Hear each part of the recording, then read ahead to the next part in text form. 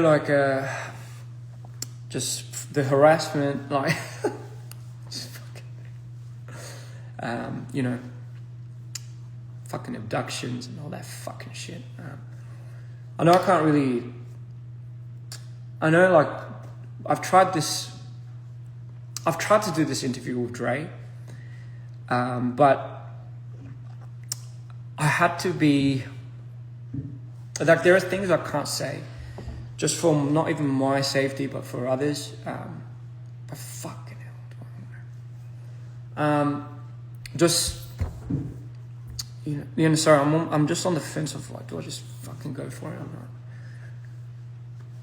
Just what they do to people, the humanitarian level is just, you wouldn't even treat anything in this planet. You wouldn't even treat your worst enemies like that, and it would be enough to drive anyone manic, or anyone to have some form of DID.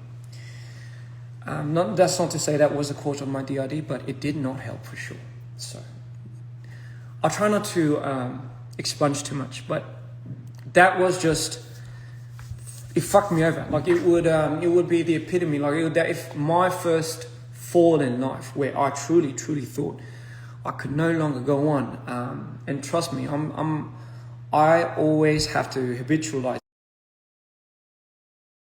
the idea that life is not fair, and things would just not work out in towards the favor of the good and the kind, more genuine way of fucking doing things, you know, like just fucking doing it. But you know, like, the idle days would be a true testament to that. Not even just exploitation. It was just it's just a little heavy to talk about right now, and I know this is why we had to redo a lot of the videos, Dre, and I apologize. But I mean, anyway, point being, I just wanted to fucking end it, you know. I just wanted to fucking die. Once that was happening, I was slave to like an 8-year contract, I believe. 3 or 4 of which I was, once I signed to the Idol as the Idol artist, it was an 8-year slave contract, 8 years, I believe. Before that, trainee, I was about 2-year trainee. But least to say, it's just the worst time of my life. The constant abuse every day, the fucking manipulation, the violence, even not just for me, but for my members. I had an innate habit to always protect those around me. I could have just fucked off to Australia. You know, they couldn't touch me there, but, you know, there were threats being made to not just me, but my team members, family members, and etc. So, you know, just for further reasons, I will not disclose anymore. So we were in a bit of a pickle at that time. Mind you, every day was just like death. It was like off of pure spite and fury.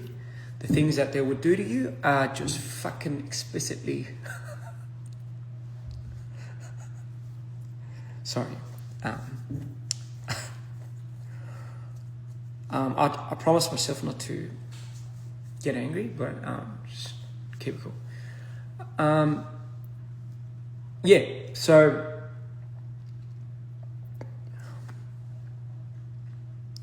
it took a lot just to get over that moment, and when I did, it was more like of a escape than things being resolved. And I'm sure you know, in today's day and age, even like just how the industry really works, especially not towards the favor of a lot of the idols.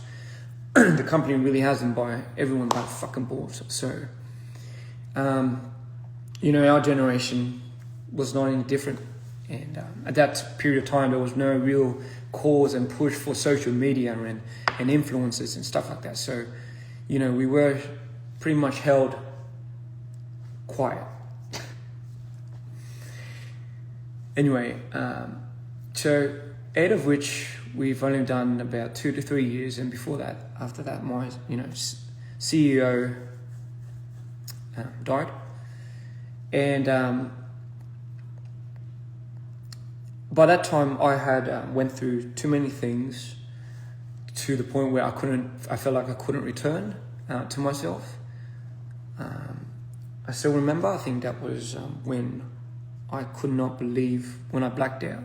That's when I started blacking out, ladies and gentlemen. Before that, it was not too bad, but then after those experiences, I started experiencing a lot of my blackouts.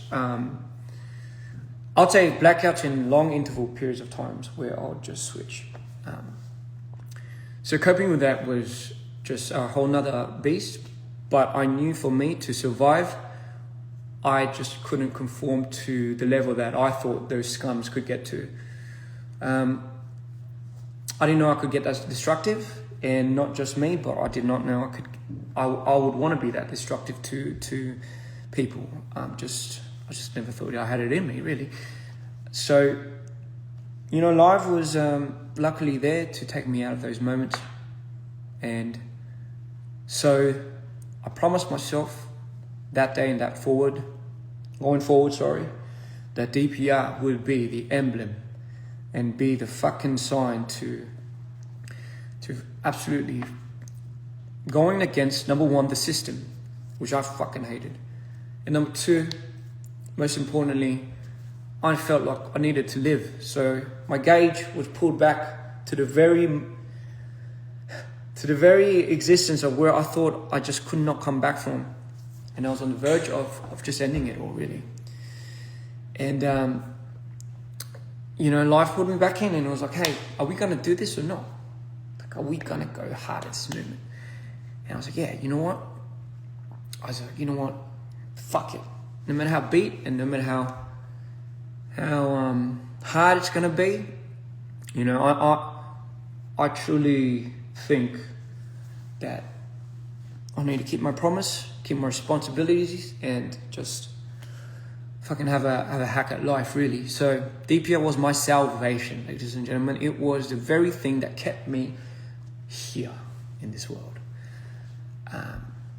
And that would be the start of me finding these people. Like Scott, I remember I didn't really click off with him at first, but I remember he just was broken. Like, this dude just needed somewhere to belong, and he was on the cusp of going back to the States, but I knew he didn't want to, and I knew he was struggling to find a place of his own. So my reach to him kind of felt like, hey man, I want you to feel like you deserve something. I want to do this with you. And likewise, we had all these other people that I brought in at that period of time. One of which would be my secretary, which I would later disclose why that's such an important information. Where do I begin? Because I was held to a contract at that time, which disallowed me to continue any further promotion as an artist or put my name in any type of trademark or any type of form of media, I found a loophole where it was like, do I just make an alias? And obviously it's just, as long as I don't promote under a certain type of label, I'm still allowed to make money from other forms, other fucking mediums. And that would be, ladies and gentlemen, where I would start videography. Mind you, before that, when our team was struggling, I had to be the contents and media team for my company, and I didn't get paid for that. We were in debt. Apparently, I was in debt. I look this shit. I was in debt for about 700K, I believe. The number was $700,000 in debt. None of which we had a choice, I'm sure you know, of how much we're allowed to spend, and they're just fucking using money, and God knows where. So my history with money is really all not that good. You think you learn, but you fucking don't. And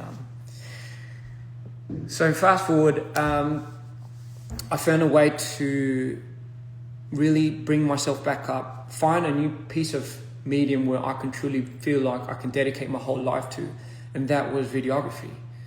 At that period of time, I think I was about 24, 25. And during that process,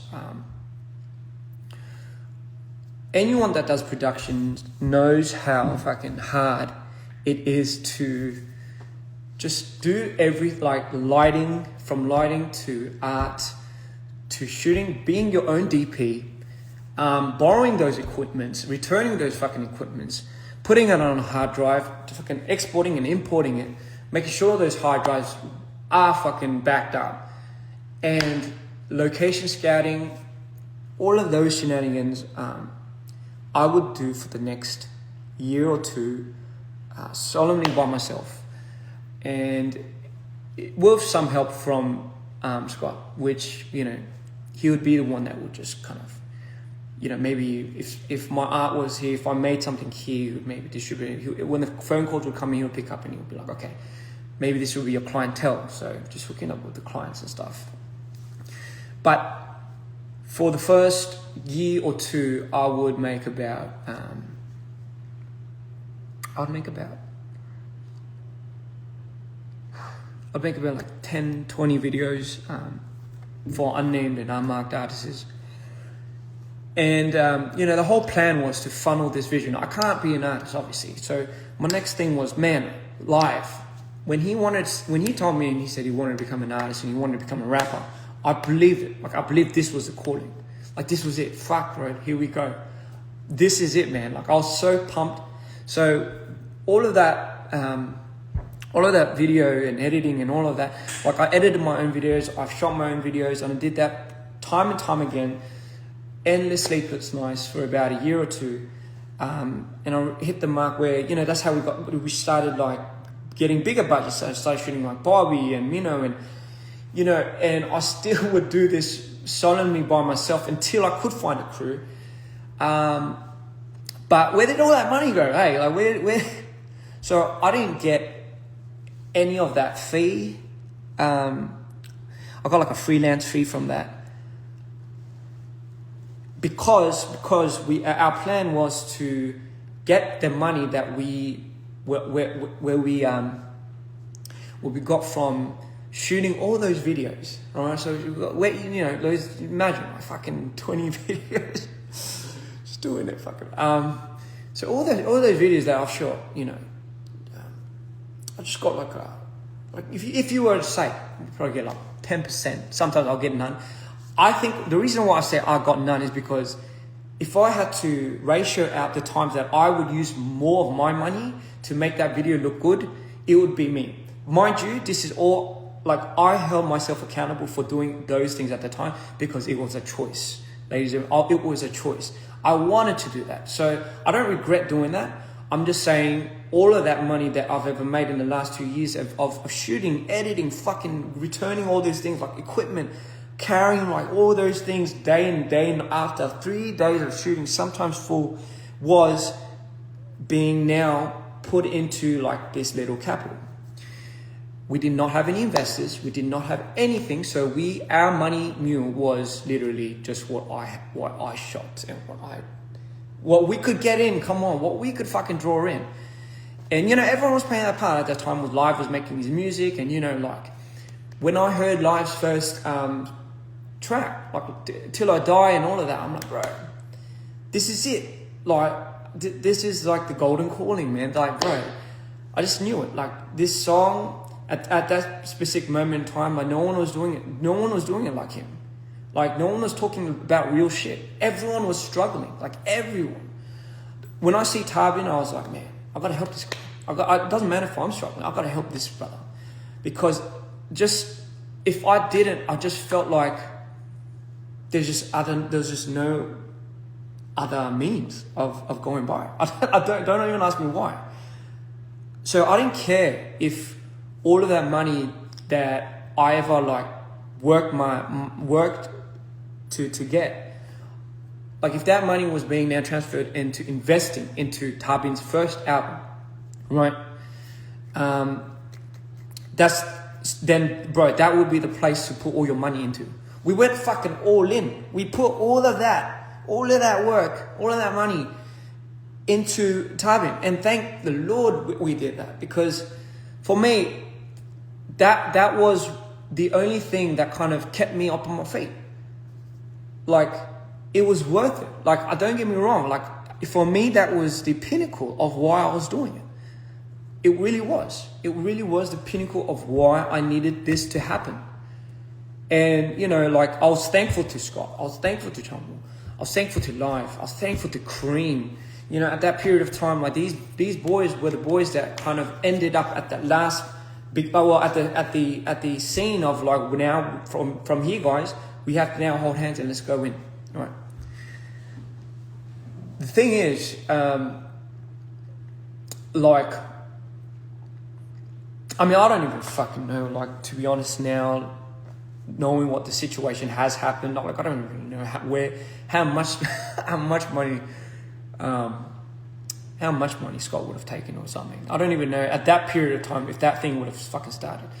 But again, just so to speak, it's just, that was in my, 24s or 25s. And listen, I was happy to do all of that. And from those efforts, not just from me, but from others, we would go on to make Coming to You Live, the first album, without any investors. If anyone really helped me with the financial aspect, it was my mum. I'll fucking borrow. So sorry for borrowing money from my mum, but it would be my mum. Like, I'll borrow money from my mum, and my mum would pretty much funnel whether it be my software, my equipment. So, you know, she would be that, she'd be the number one investor for me then, I guess.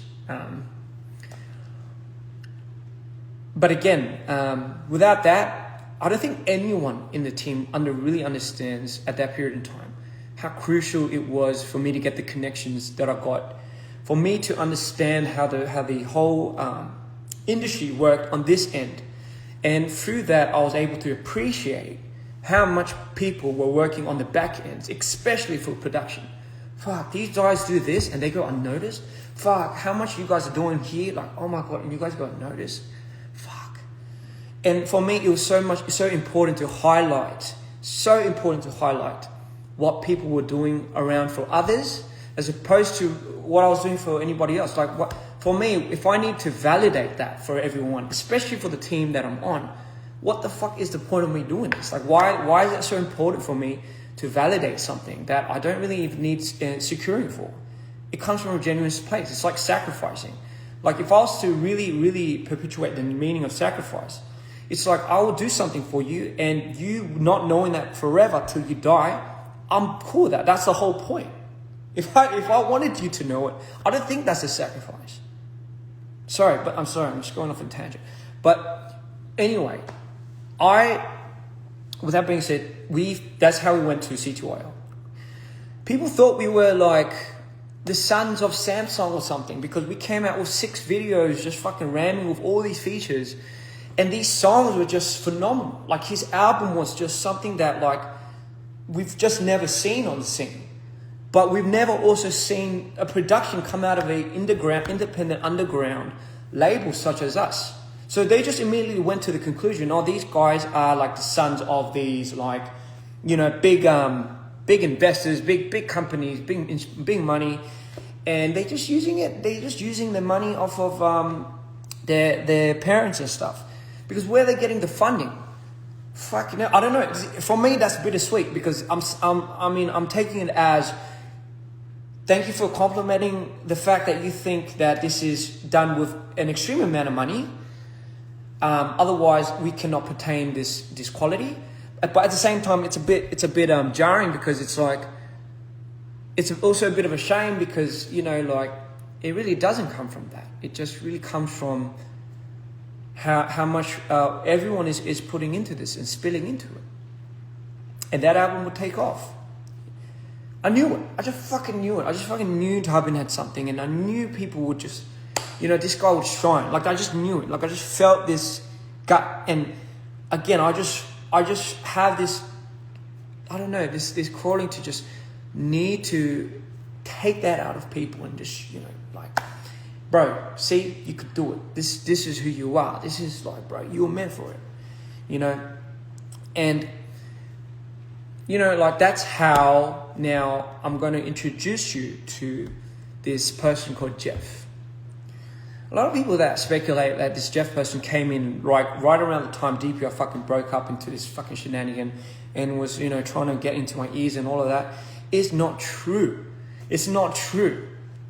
Let me just give you a formal introduction. Now we are at a point, now that you know, where Scott meets Jeff, right? Scott introduced Jeff to the team. We didn't have an investor. We didn't have somebody that was being our capital where we got the investments from people. We had to like borrow certain lump sums of money to propel us into the next future us. So in comes Jeff. So he was somebody that I think we were all kind of, we didn't know too much because, you know, Scott was a middleman of all of that. But Jeff was somebody that saw our vision. This is how I got it, right? This is just my perspective, how I felt about this. So Jeff saw us, believed in our vision, because at that period of time, like, oh, who are these kids on the block? Believed in us and just decided to, hey, have just a fair go at these kids. And I remember, like, he provided us the facilitations, the fucking space. I'm sure our fans know the space that we had long time ago in Korea. Our office, that was all provided by Jeff. He would provide us with new equipment, new materials, new mic, new cameras, all of those things to pretty much fund, I guess you could say, the next thing. Because at that period of time, I just wanted to stop. I just wanted to stop shooting videos for third parties. And I wanted to really, really focus just purely on our own dudes. I mean, could you blame me? Fucking shooting one of those videos took at least 5 years off my lifespan. Anyone that works in Korean production, especially Korean production, knows how fucking hardcore it is. But you're doing that at 25, especially with the system that people are so very against. It has a ingrained hierarchical system where they see somebody such as that, a figure that's like 25 and like, you're the director, and you're just having to constantly fight for every single fucking thing you have to do and prove to yourself is another maniacal war that I just thought I would not get into. But for better or worse, it shaped me into becoming the resilient person that I am today. And I'm truly, truly, truly blessed for those experiences and those moments that would shape me into the person I am today. So with that being said, did I want to do that constantly for other artists and other companies? No. I've wanted to focus on tapping. Like, I wanted to focus on our dudes. Like, it didn't mean anything to me at the end of the day. I was doing that so we can make money, right? None of which obviously I was pocketing. I just needed to know that was where our income was coming from, so we can go to dudes that we actually believed in and we loved. In comes Jeff, and he gives me this. Okay, just personally gives me the space to let that down. That's a huge part. This is something that, again, like, I don't expect any of our other team members to understand. But fuck, you know, if I couldn't let that down, I couldn't go on further doing the things that I had to do. Shooting, renting, fucking lighting, arting, and fucking editing day and night. I did not want to become the world's greatest director. I just needed this tool, and I needed to believe that I could believe in this tool to help our vision on what we wanted to do. People had a choice. People wanted to become the artist. People wanted to become the management. They wanted that. They had the role to fulfill, and they fulfilled it. Now, what you guys say about what you do and how much you do, it's like, it's all fine. Because at the end of the day, that's kind of essentially why we were in it for doing it. But I didn't really care about any of that. I just cared about, so what's the next step, guys? What do we do? How do we get from here and here and here? And mind you, like, when Jeff came in, his first project with us was Jasmine, right? I was trying to find all these ways to make money, like save cost, but have the video look good.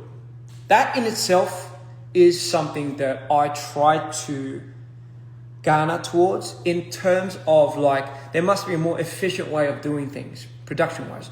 Any director, anyone that's in videography would be attuned to these thoughts as well, because it's like, man, if I could get away with this type of quality with that type of camera, fuck, we can easily make this into a higher quality production video, and hence Her was born. Mind you, up to that period of time as well, I was also part of the song making process. I was also part of the creative conceptualizing, the creative aspect of it, and obviously the whole video and imagery and all of that and editing and all of that. I did that. Right? I did that for the most part. So just so people understand, if you're new here, this is just what I do. And everyone did their own part. Like Cream did a shit ton of it for the production. Tarbin, went on with his making his song. He was the main artist. He was like the dude. He was the face of DPR, the representation of what people would see. Scott would be I guess you could call the management, where he would do the PRs and and not even just, we did A&R all together, to be fair, but we didn't really have like a good PR agent. We didn't really have a good, so it was, to be fair, it was just a lot of organic growing, as you could say. Right. Okay, fine. So just to give you an idea of where we were at now. Her, that's the album. So Jeff is the investor to funding all of that. Mind you, this person was somebody that we couldn't really get close or in touch with because Scott was in the way. But let alone if he was someone that was shady later in the investigation of what was to happen, we could have all easily just ordered everything. Like if he didn't hand this amount of money, we had everyone just ordered everything. But that's not for this conversation right now. I'll get back to that. The reason why I say this is because he's now like out in the public and being accused of such and such and such. Let me just give you context to now where we're going. So her album happens. Mind you, I'm still not getting paid. Like I'm still getting paid a freelance fee. In my mind, I'm thinking, okay, like we're going up, we're succeeding. Everyone seems to be, something's happening. Something seems to be working. We went on our tour, our first tour, but something seems to be happening because I feel like for some reason we're just going up. We're just going up. Did I expect anyone to be making money? No, I didn't. I was that stupid. I was that naive. Like, did I ever think? Would you ever question like?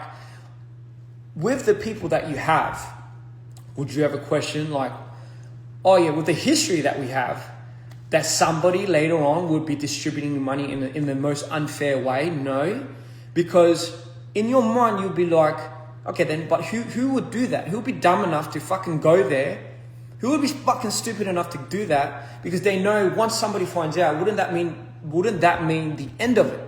Wouldn't that jeopardize everything? Like, would you be willing to put that at risk? Like, really? Like, after knowing everything that we've been doing, like, really? So I had no reason to suspect, even at that time. I just thought no one was making money. I was still, during that period of time, I could only make money if we did projects. That was the freelance fee. Mind you, part of the big reason why we never really discussed the ownership, I guess you could say, of DPR was because everyone knew that I had to be a big portion of the ownership of DPR. But at that period of time, I wanted to be careful because I was still, mind you, I was still under another contract, which might have deferred me into maybe fucking something up here. So I just wanted to make sure until my 8 years of that slave contract was up and fucking ready, that only then I would be in the talks of becoming ownership of DPR. I was cool with that. To be honest, I don't even fucking care about that, but fucking hell. Anyway, sorry. So I can't. Anyway, so mind you, at that period of time, the reason why I say this is because once my company started seeing, not DPR, but my former idol company, once they started seeing that I was making money, or well, what from their perspective, like DPR was going up, they struck a deal with me. This motherfucker struck a deal where he was like, give me a cut and percentage of how much you're earning with DPR. In return, I will probably find a way to shorten your contract sentence. Like your, he was bargaining with me. The audacity. Sorry, it's just my day-to-day. Fucking hell. And that was the reason why, because I know they were onto me. So I did not want to give any type of leeway into having a possibility that could fuck up and be a liability to our future state. So that is initially why I think we were cool with just kind of having Scott as the placeholder. We did not give any meaning otherwise to that, and we all agreed. That's how we all knew it. I mean, you know, I don't know if that was his fucking way of tricking us, but fucking hell, we all believed it. Like, that was just a name on paper. You guys got to understand, the reason why I say context is so important is because our structure, DPR's structure, is one like none other that I've ever seen. So you can't really even formulate a blueprint for this. Because I'll be honest, the person that is really getting freaking screwed here is me. Like, I'm already, like, the system, someone like me, I know it's already rigged for someone like me. Like, I already know it's fucking rigged to someone like me. To me, I'm like a fucking gold mine to somebody that could do this and this and this and this and this, but not get paid for this and this and this and this. Anyway, point being, I just had to make this clear because, again, where I'm trying to go to is, all right, so if Tarbin stops at any period of time, like if he just stops, like, oh bro, I can't make music anymore, the money flow stops. Meaning not just the money flow, jobs. Like we all about 15 of us at the studio are like, what do we do now? That's when I decided to make Instagram TVs. I'm sure, again, for my OG fans and stuff, I know you guys know what I'm talking about. I had to find another means of making videos. So when, our artist got into an artist block or a slump, as they say, we had to find means of trying to keep funneling some type of cash flow. This stress would be always on my mind. Like because again, like I can only make videos off of one-offs, right? I can only assume that nobody's making any money because fuck, if I'm getting this much, like I'm just imagining how much everyone else is getting. Like it's just jack shit. At that period of time, Scott was living with his mum and dad. I believe everyone else was renting. So for us to be able to pay rent and still strive and still pull off the qualities that we have to do and put our own fucking monies into it, like it was a day to day. Like I did that I did that since C Clown. I mean, how much is it going to hurt me now? If anything, this was healing me day by day because I was finally being able to do the things that I wanted to do with the people that I loved and with the people that I believed in. That was everything for me, everything. And so I turned a blind eye, and mind you, I'm not somebody that's so into finance and so into like money. I hate making it about that. I understand the importance of it because it's important for other people and they value it like that. And because they value it like that, and if they're part of your team, you should also be acquainted to caring for that. I understand that now. I understand that. However, for me, I'm just someone that needs money in order for me to just put it back in to do bigger things. That's just the reason why I see it. And even till this day, when I started doing those Instagram TVs, that's how we would land a lot of the commercials. Like that's how we got like a lot of the sports commercials, sports brands that would contact us and be like, we wanna work with you for videos like this. We want to work with we want a video like this. And that's how we would start shooting commercials. And that also would be like a form of money and branding that we can get in terms of investments. fucking hell. Now, like, it wasn't all sunshine and butterflies. During that period of time, I was going through my most maniacal fucking period. Because I was having to deal with my bipolar and my depression and my switches from what C-Clan had done to me, and I was still not being able to process it during these periods of times. So I devoted myself and everything that I had into the work, because for me it was a means of survival. If I did not, if I had even just looked under the rug in which I swept all the shit under, I knew it would fuck me up. And I made a promise I'll never go back there. I'll never be the person that I was when that had happened to me. I solemnly promised me and my brothers and my family, just fucking keep going, you know, just keep it going. You got this. So there were periods of time where we would experience I guess you could say, a financial loss, for example.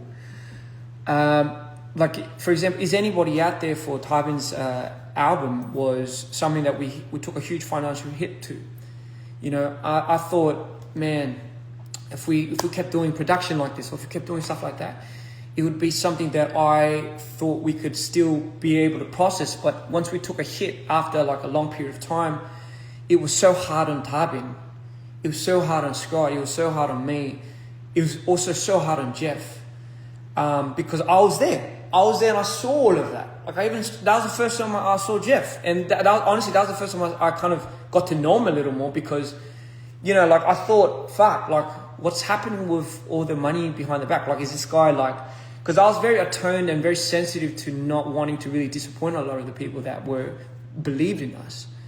But at that period of time, I knew this guy was like losing so much money because of how much, so he had to, like Jeff had to go out and convince these big heads to reinvest in us, right? Even when we were at a deficit of like just such a big financial loss, and part of that I've always blamed myself because of just the amount of money absurd amount of money that I think I use in some of the videos. So I never wanted to put Tybin in a situation like that again. Like I promised myself at that period of time I never ever want to put Tybin or anyone, but Tybin mainly, in a situation like that ever again, like ever. So, because again, financially, I didn't fucking make anything from that, but still, it is what it is today. Amazing album, but still, it took a hit.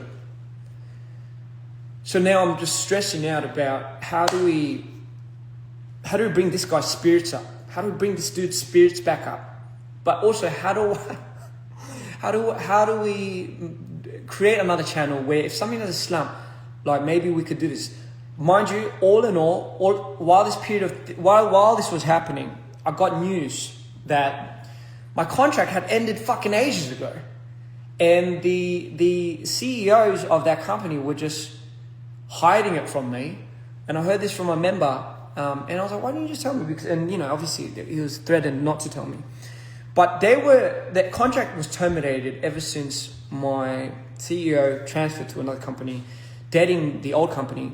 But they held such a fucking good facade, and that threat just held so. If you're getting fucked every day, constantly, 24/7, it's like you can't imagine the headspace you get into, the trauma response, the PTSD. Like you just don't. There's no place for you to have any critical thinking or whatever. There's just no place for you. It's just survival. So when I heard that, I thought everything started aligning, and my first decision and first thought was like, okay, it wasn't like, oh yes, let's have a conversation about revisiting like the shares and everything for DPR. No, it was, and this is what me and Tybin would always talk about. We would be like, hey, isn't it our job as creatives to create? Yes. We should have some interest in what's happening with the money aspect, correct. But if we have these brothers and, you know, we trust them with everything we're doing. Shouldn't they, in their jobs as management, business, finance, whatever, be the first ones to reassure us, like, money's being used like this, like this, like this, like this. Like, you know what I mean? Like, especially knowing us and knowing him, like, characteristic-wise, wouldn't you also expect that? But now, you know, I just always say, expect not to expect. Simple as that. And the reason why I say this is, so my next point was, okay then, maybe it's time for me to start my artist career.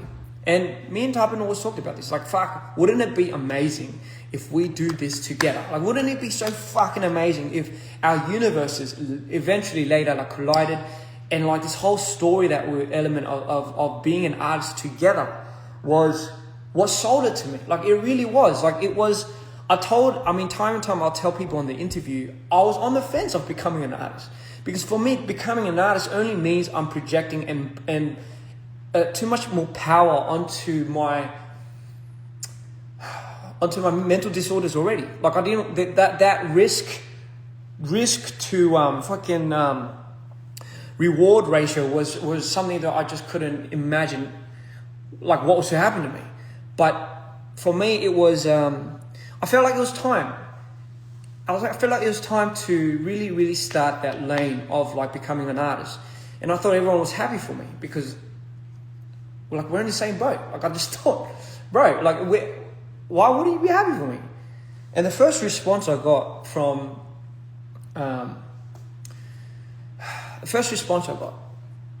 Scott was, no, you can't.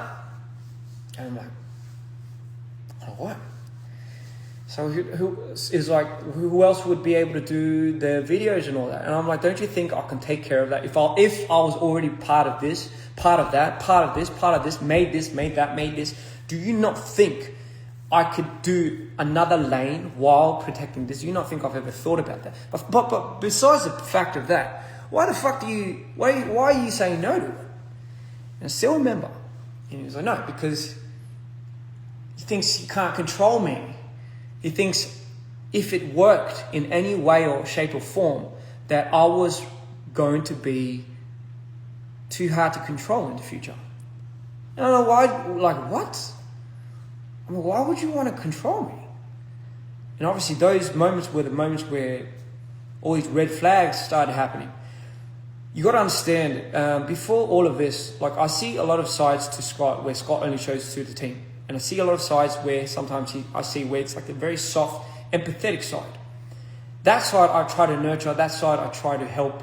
And for me, I've always set it up as a challenge for me to really, really help this dude. Like, I just really wanted this guy to be able to not put up a facade of like a strong fucking butt hurt, like fucking, you know, like so like insecure dude that just has to go around getting some validation. I feel like, bro, you can drop it. Because the dude you are is a decent dude. Like, why do you have to keep doing that? Because somebody has to be the bad guy, he would say. I'm like, I get the logic, but we're not being bad. Like, no one's slacking off. Everyone's going in. Like, if you keep projecting that, how would that make life feel? How would that make Cream feel? How would that make Chunyong feel? And because of those moments, it would propel us into these like complex thoughts of like, fuck, okay, let's just understand this guy. Let's just fucking, you know, batten, like, bro, let's just put it down. Let's just put it down for this dude, you know.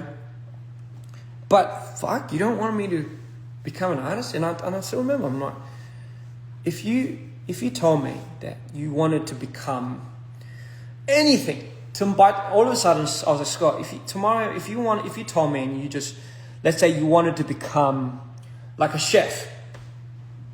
Just randomly. Oh, you know what, Leo, I can't do DPR, I want to become a chef. My first response to you would be, fucking good for you, man. Let's find a way where we can make that happen. That would have been my first response. It would have been like, oh my God, like what, like... sorry if I'm getting too heated. But that's what I lived with. That's like, you do all of that for these... You're doing all of this for these people, and you know your social life's not there. you're blacking out every day, every night, every now and then at home, not understanding what you're blacking out to. And you know, you think deep down everyone's not getting a piece of the pie, and everyone's putting their money. The reason why I thought no one was getting a piece of the pie was because, as any entrepreneur, everyone just has to invest initially. And as the people that were leading it, I just thought, we can make money later, but we have to put in more to retract that, to get that back later anyway. So it's not really that important. It's about how this guy looks, as opposed to oh, let's skim out on this, and you know, let's like settle for this. Like you can always find ways to make money, but you can never ever find ways to rebuy certain experiences and certain moments. Like those are just everlasting, and those are just timeless. They are things that pass after a certain time. I mean, time is like that in general. Everything that passes will never come back. So for me, it was just more important to reinvest into moments where I knew would be historically just there forever, permanently, as opposed to like, oh yeah, let's just have the money later on and just use it then. It just didn't make sense to me. So I just thought, okay, everyone was fucking pouring their pockets out. No one was really making anything from this. Because everyone would just be complaining about how much money they're not really making. Everyone was struggling. Cream had to sell his car at one point.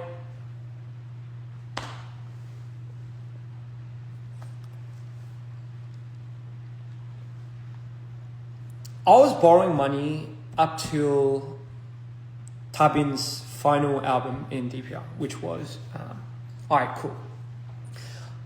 Cool. Mind you, I did 2 videos on that, and I started doing the whole run and gun thing where I'll borrow the equipment again myself. I'll be the DP, the lighting and everything, and I'll find all these fucking locations over the span of the next 2 months.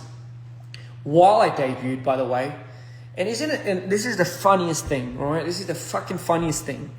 If you're an artist, right? If you're an artist, you say you're the artist, and you shoot and direct and edit and everything of your own video. So how do you get paid for that then? How do you? Is that a separate thing? Like if you're under an artist contract and every money that you invest into your artistry is going to be, let's say, I mean, unless it's a ridiculous amount, but like, let's say you invested in it, and obviously that's the debt you make. Unless you could fucking start knocking it off of your streams and stuff, you're not going to see any way or means of making any money back, especially. And then what about the whole editing fee? What about the whole VFX fee, the color grading fee, the director's fee? Shouldn't that be all separate? In a perfect world, that would have been so fucking amazing. Why wasn't that conversation ever brought up? I don't fucking know.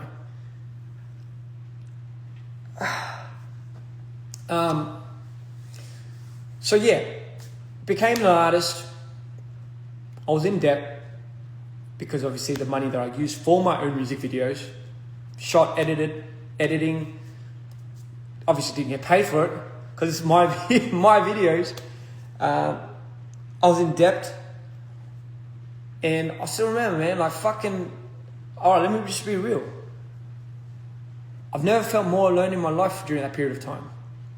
Like I literally never ever felt more alone, more cut off from our team. And that goes for everybody. People know, our fans know how we celebrated the projects that we did before that, how we celebrated Live's album. Everyone got together like it was like something that we were all fucking on board for. It felt like a ship that we all decided to jump on, put our main focus into this, drive passion. And I get it, times were different back then, but still, it felt like everyone wished the best for me, but didn't at the same time. And I still remember, like, it was like one of the most depressing releases. I was struggling mental health wise, trying to figure out who the fuck this character was. That has been with me all my life. So, you know, look, I started feeling the disparity, I guess you could say, from my peers around me. I guess it was just something that I never really could explain, but it felt like I was just doing it all by myself. And I still remember, like, I told a few of us, I told a few of you guys, I was like, man, like, what I feel so alone doing this? Like, I wish I could have you guys more present. And they're like, but we don't know how to help you. And it's like, I get it, but it wasn't like help or advice that I was seeking. It was just connection and company, really. That's really what I was looking for. But I guess it was such a foreign thing because, we were just a group of guys that, really didn't really express too much to each other. It was all kind of really said and done. Everyone had their own agendas, and I guess it was just something that I'd never really thought was a big thing until I guess it became an artist. And I was like, oh fuck, I hope I'm not like stepping on Tarbin's toes. And that's just a thought that I never thought I would have. Like just that thought was something that I was like, fuck, what if he feels this way? What if after I've been really, really just giving him like all of this and then I stop, how would that make me feel? And I was like, fuck. I was like, is that why? And from then on, because again, like the feelings that I got from all these things, I was like, man, I can't really have something truly that I think I want without kind of mingling in a lot of people's minds. And I started going there. I started thinking about that. And it will just be an automatic response. I hope you guys understand the relationship that me and Live have is such like where I will see him and I would imagine not. For me, it's I need to protect this dude. I need to make sure this guy's good. I just need to make sure like this guy's like happy first and foremost. That's just more important to me. And this guy's all right. So maybe like I was like, oh fuck, am I tripping out? If I did this, I'm like, oh my god, if this guy feels some certain type of way, like because in my mind I just thought that was just another world that probably could have happened. Again, this is just my personal thoughts. I'm not saying that he was like that. I'm just saying this as just my thoughts and the way I kind of started developing my mind. And then like obviously then the after I call. Oh yeah, right away. Like I found ways to shoot videos in a very minimal budget way. And thankfully for that, Tarbin said he started profiting again, which I was so happy, over the moon for. That was the whole point of me doing the whole run and gun thing, shooting 2 videos, Summer Tights, Yellow Cab, and I had to re-edit another video, all at that expense and that cost. I did a lot of things that made things clutch. If things were being thrown at us in a way where we weren't allowed to like come out with that because it was just so bad, I had to fucking do something about it. Did I get paid for it? No, fuck. But fuck it, who cares? I just thought everyone was fucking living like that.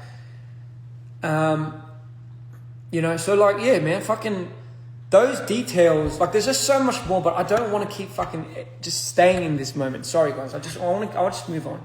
Tour happened, right? Before the tour, Mida 2. So this is where everything started fucking getting weird. One day, like I was like we were doing Head in the Clouds. I think first LA show ever. This is when I debuted. This is the first time I went to LA to do Head in the Clouds. And during that period, obviously the conversation started happening because I became an artist. It's like, oh, let's start. Me and Tarbin were like, let's start talking about the rights to DPR and the shares. Because isn't it a good time to bring that up? Because my contract ended and.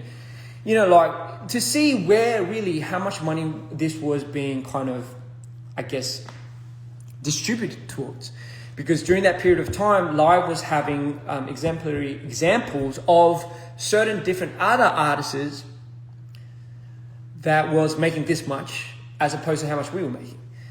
And it was shady because come to think of it now and really seeing the artist contract that Live was signed to, no one had any idea. No one had any idea.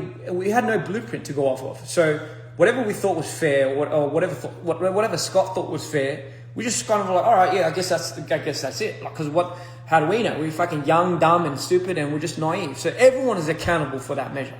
It's not just Scott, it's like everyone, right? Like I'm accountable for like not being as knowledgeable, but that's what life teaches you. It teaches you to learn, grow, and experience, you know, and sometimes you just have to ram through it.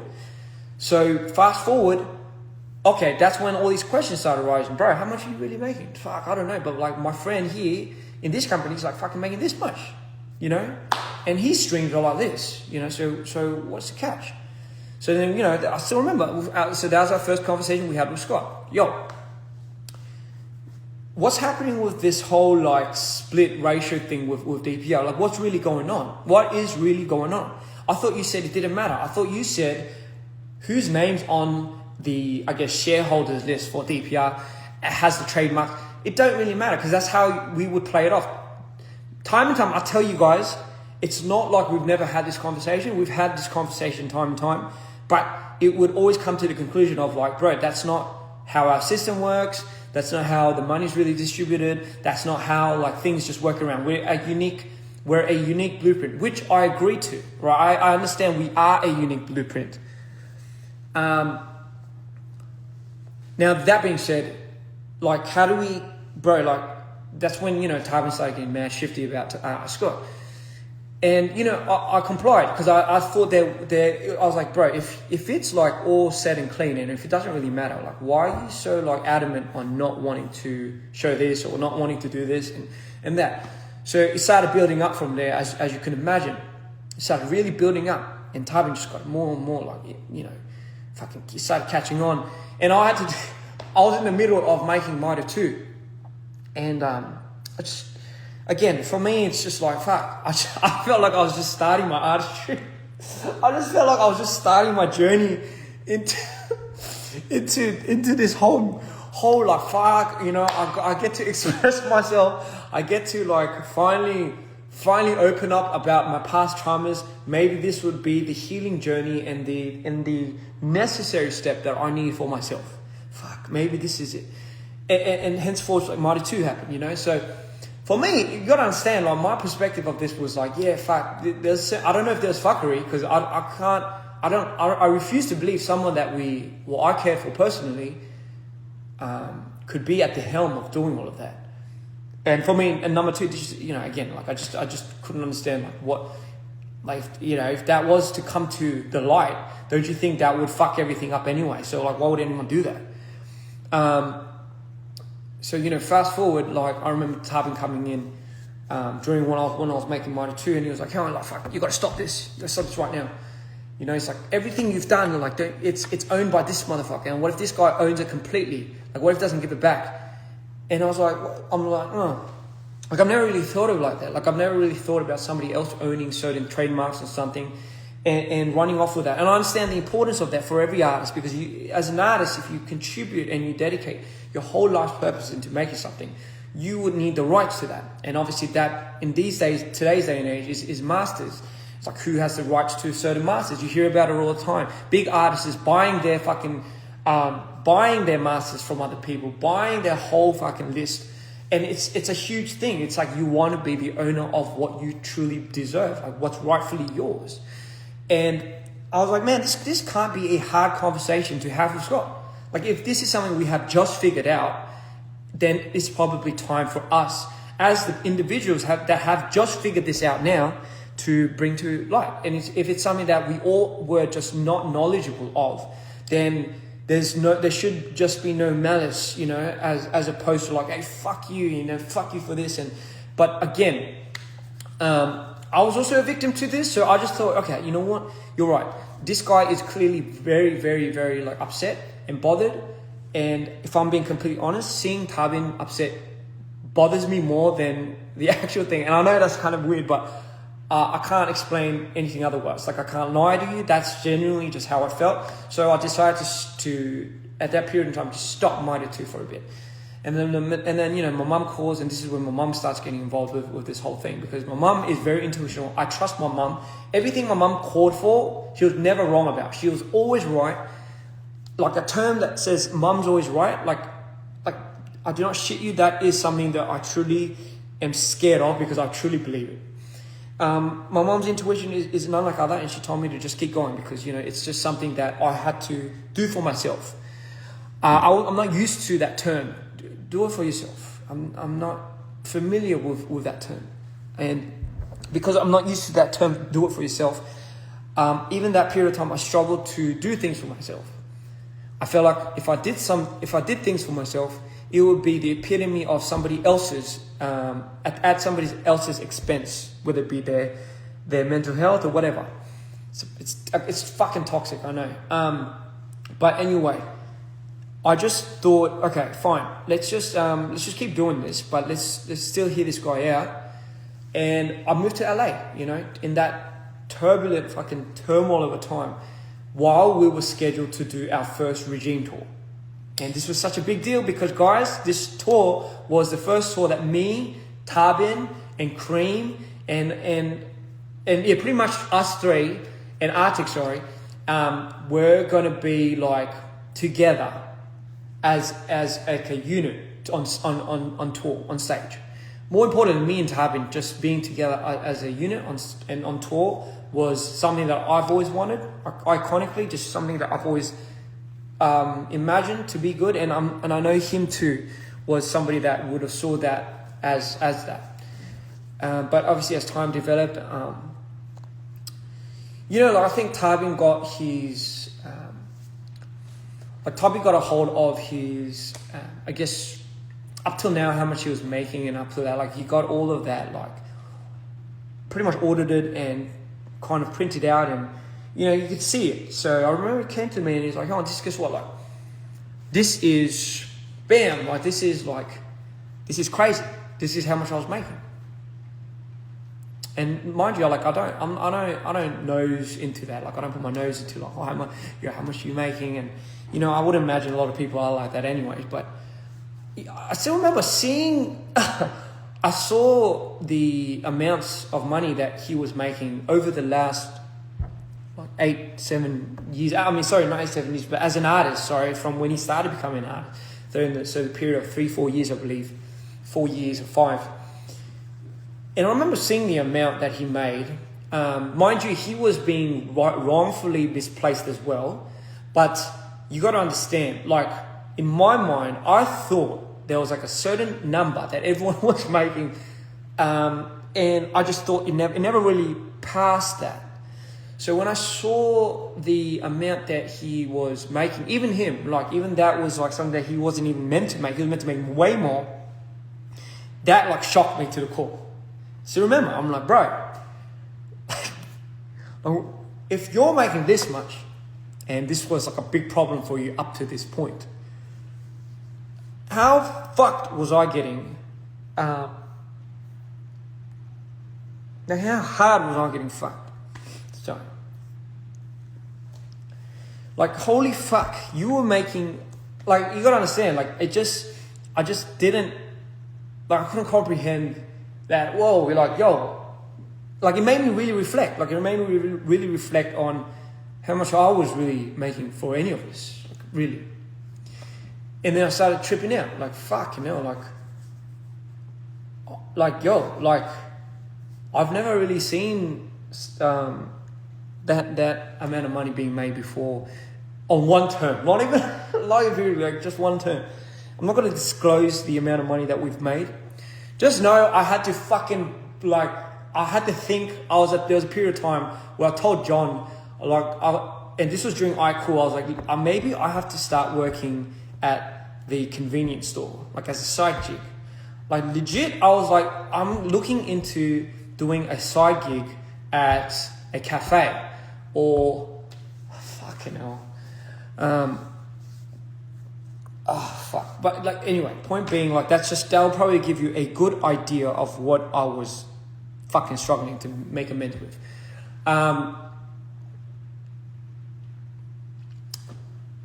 And just seeing that, I guess, kind of really started opening these doors to my mind where I just thought would never lead me to my salvation. Bringing back the idea of DPR being my salvation slowly started taking hits. And you got to understand, my idea and identity built on this whole idea of believing in a team and believing in the people that I love even showing all of the people necessary to my disabilities was a big thing for me. I had a hard time opening up about it. Scott was one of the few, if not the first person that I've ever opened my switches to. Which is probably why I'm a little bit more angry and a little bit more upset that things happened the way they did. Because I trusted him with all of that.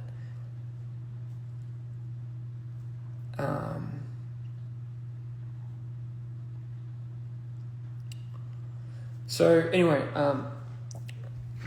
sorry. So I just thought, fuck, how are we going to do this tour? And mind you, at that period of time, like, I was so minded too, man. Like, I was fucking dying. I was going manic every fucking day because of this drama that was happening and what it could possibly mean. Like, holy shit, if this was true, if this all came to fruition, and this was like the worst case scenario that I could possibly imagine for us, it's probably going to be the end for me. Like, it's probably going to do me in. Like, I can't survive another sea clown. I can't. Like, I just fucking can't. Like, I refuse to believe that this is going to be the demise of me. Like, it's going to be the downfall of me. And I was tripping out because, like, everyone else was tripping out, and, once these things started coming to fruition, and we're like, oh my God, bro, did you know that this was being mishandled? Like, here's the thing, right? When we earn this amount of money, it gets distributed to the investor side, about 30%, and we take about 70% to DPR. 70% of which the funds are now coming in from, like, whether it be shows, whether it be like fucking the royalties and masters and all of that is coming in, but it was being distributed by one individual. Yes, you guessed it. But what was it being distributed based on? Just based on how he feels like he deserves it should be distributed. So pretty much playing like fucking like God, like playing just what he thinks it deserves, how much he thinks somebody deserves in this period of time. In comes like the secretary that I told you I brought in. This guy I've vouched for ever since I came to Korea, right? I will not name him, but he was my first friend, one of my first friends in when I first came to Korea. So when I was 21, he was one of my first mates. I gave him a job when he came back from the army. He didn't know how to do any of it, but I trusted him because obviously I thought I had him figured out. But it turns out this guy that was handling the receipts and talking on the phone for all these people that on the finance side, or so secretary is kind of the right term. So under the tables, he made more in a year than I had in the last 5. So 5 years of what I made in DPR would be less than the 1 year of how much he made in a year. I was fucking... Shit.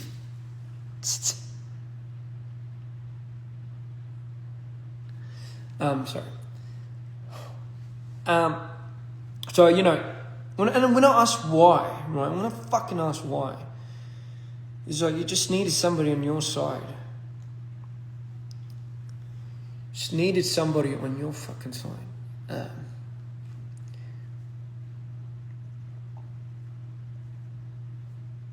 Those instances where I had to borrow money.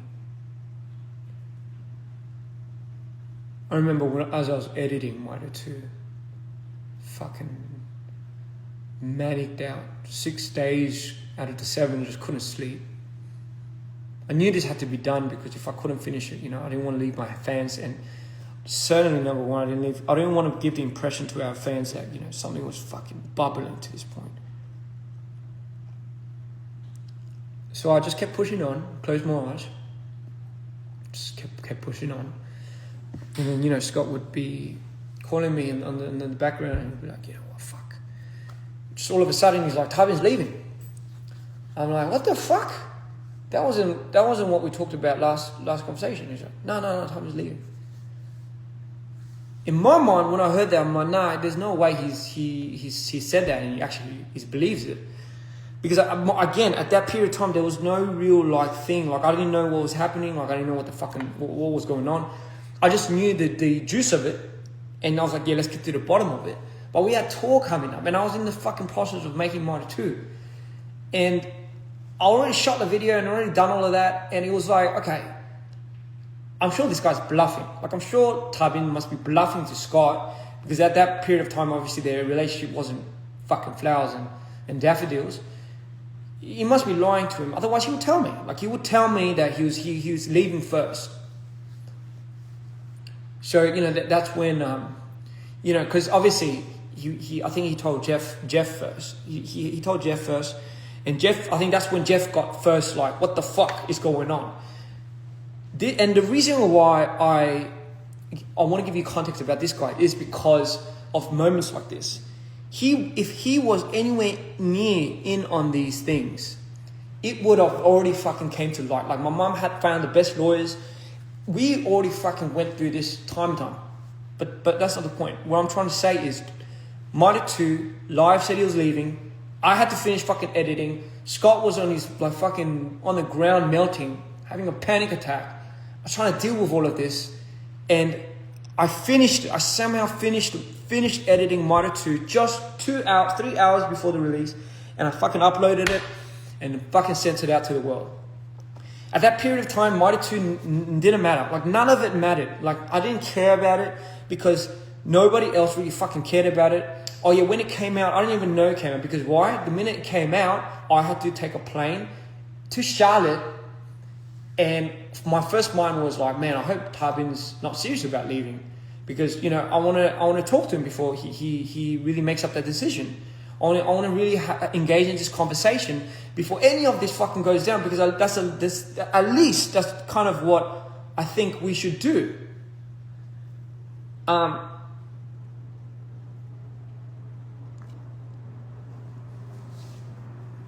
So Mitre 2 comes out. Nobody gives a fuck. I don't give a fuck. And we just go and fly to Charlotte. And I still remember the first thing I went to, because Charlotte is where we were prepping for a month before we went out into the world with our tour. And I just remember thinking, oh my God, there's no fucking way this is happening. Like there's no way that this is happening, and we are not doing like. So we went, and I was like, Tyrone, like you gotta be straight with me, man. Like, are you really leaving? I was like, no, I told her, are you leaving? Like, because I've got to know. And he's like, yeah. I'm like, fuck, man. Like, and like this is when we will have these conversations. I'm not going to go too much into detail, but I still remember, man. Like, I was like, man, if you made this already, bro, like, why don't you fucking just tell me? Like, and I understand why. Like, this is the thing. I understand this unconditional line sometimes where Tywin has his best interest in me. I'm not saying he doesn't. He has his best interest in me. But sometimes because of that unconditional line, it's a bit hard for him or me to cross. Some things I think he wants to just handle it on his own. But you know what? Like, the reason why I'm saying all of this is because I never really find the appropriate time to ever talk about how I feel about any of it. Like really, ever. It fucks me up because it's just like, man, if I see this dude suffering, I'm like, oh, bro. I can't. There's no time for me to suffer. Like, this dude's fucking at it. And I still remember, I'm like, man, what would it take for you to... And by all means, like, I was so over the moon that he had finally found his edge. Like, he had finally found the confidence to want to do something of his own. That was his dream. Like, he wanted to do something of his own. I didn't know it would come at that time. I just thought, man, like, we were doing this together. Like, I thought this was, like... our thing. Like, I thought this was like the whole point of it. Like, if Scott's out of the picture, don't we get the keys to our kingdom? Like, can't we just work this out with Jeff then, right? Like, is it that much of a hard problem? I don't understand what's getting in the way other than Scott. So you know, my thing was like don't go away, like just stay here, because my mind is starting to split, and you know, like I just need somebody, like I just need just fucking people.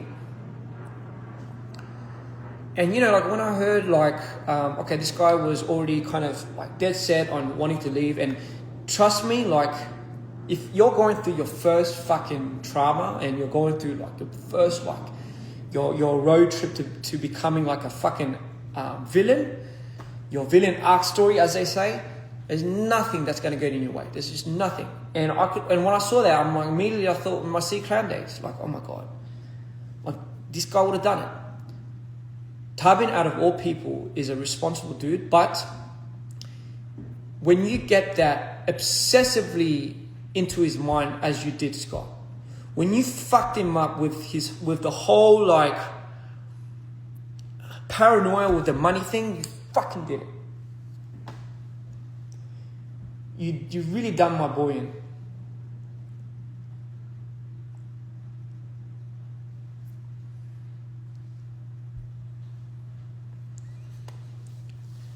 And honestly, like that's just one of the things that I'll probably never forgive myself for as well.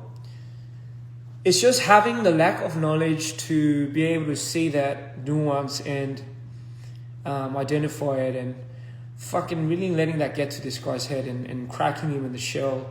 So it's like all his fears, and mind you, it's because he had a hard upbringing. This guy had a really hard upbringing. He had his family, he had his mom, his dad had cancer. Like he went through the fucking trenches just to be able to be where he is. And trust me, God gave it his all. And you fuck with that, yeah, that would do it to you. So I don't blame him for being the way he is. But at the same time, like I knew there was no way of getting to him through that anger and through that cloud. I didn't know, the only thing I didn't know was how much my world was breaking into fucking pieces.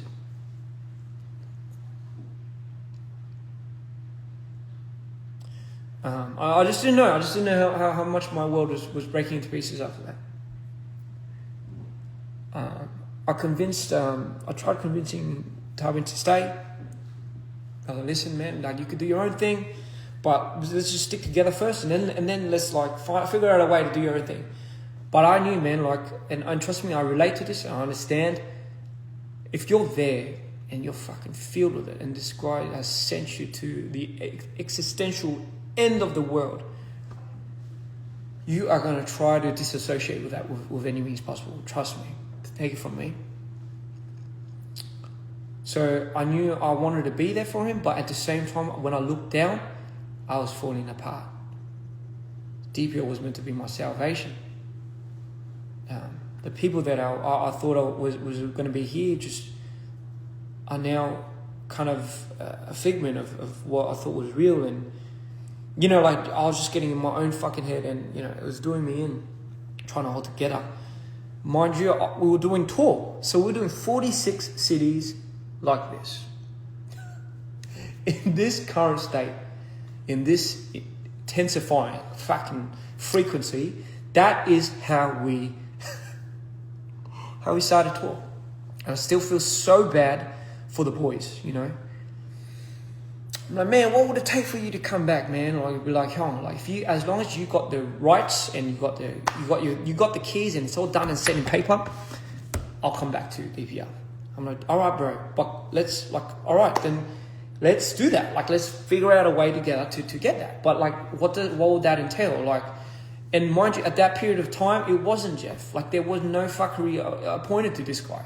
So it was just Scott that was doing that. Obviously, he mingled with all that shit and he fucked everything up with that. But that was the catalyst of why everything tumbled for me personally and for Live and everyone on the team. It's like getting fucking crazy.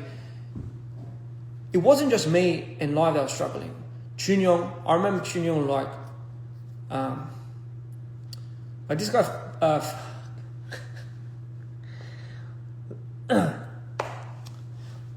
like this guy goes out of the way for everyone while doing it on the the minimal amount of money that he makes, you know. And I still remember, like, when he finally made the money to buy his friends like a meal, I think that was the first time I saw him like tear up. And you know, stuff like that just fucking breaks my heart, but it also like hits a side of me where it just fuels this fucking fury. And it was like a side of me which I never decided and I never wanted to bring back up again, but it was creeping up on me ever since he started locking up. But the doors and the keys and the chains were starting to fucking unlock and break, and no longer could I put anyone in front of that door to mark opening ever. So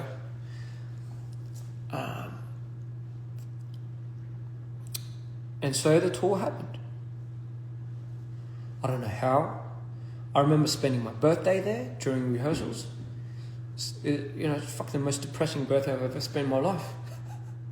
It's just, we were all segregated. We were just all parted away into our own thoughts, and my immediate thought was just like, man, how the fuck do I make these guys like? How do I make it work? How do I make it like?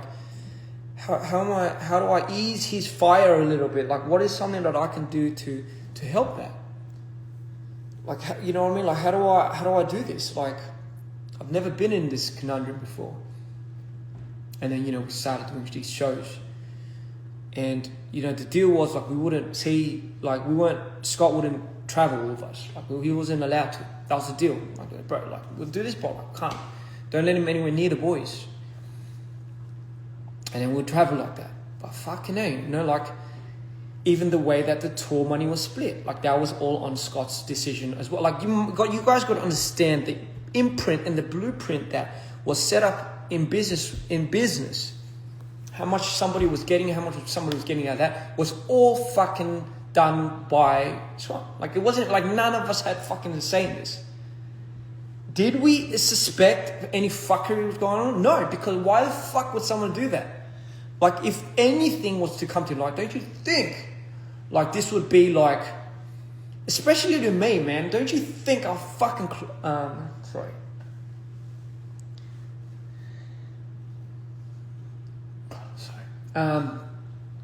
The reason why I just got to prevent myself going up from these is because I'm on like, I'm on a bit of a, like, I'm really careful of me tripping out.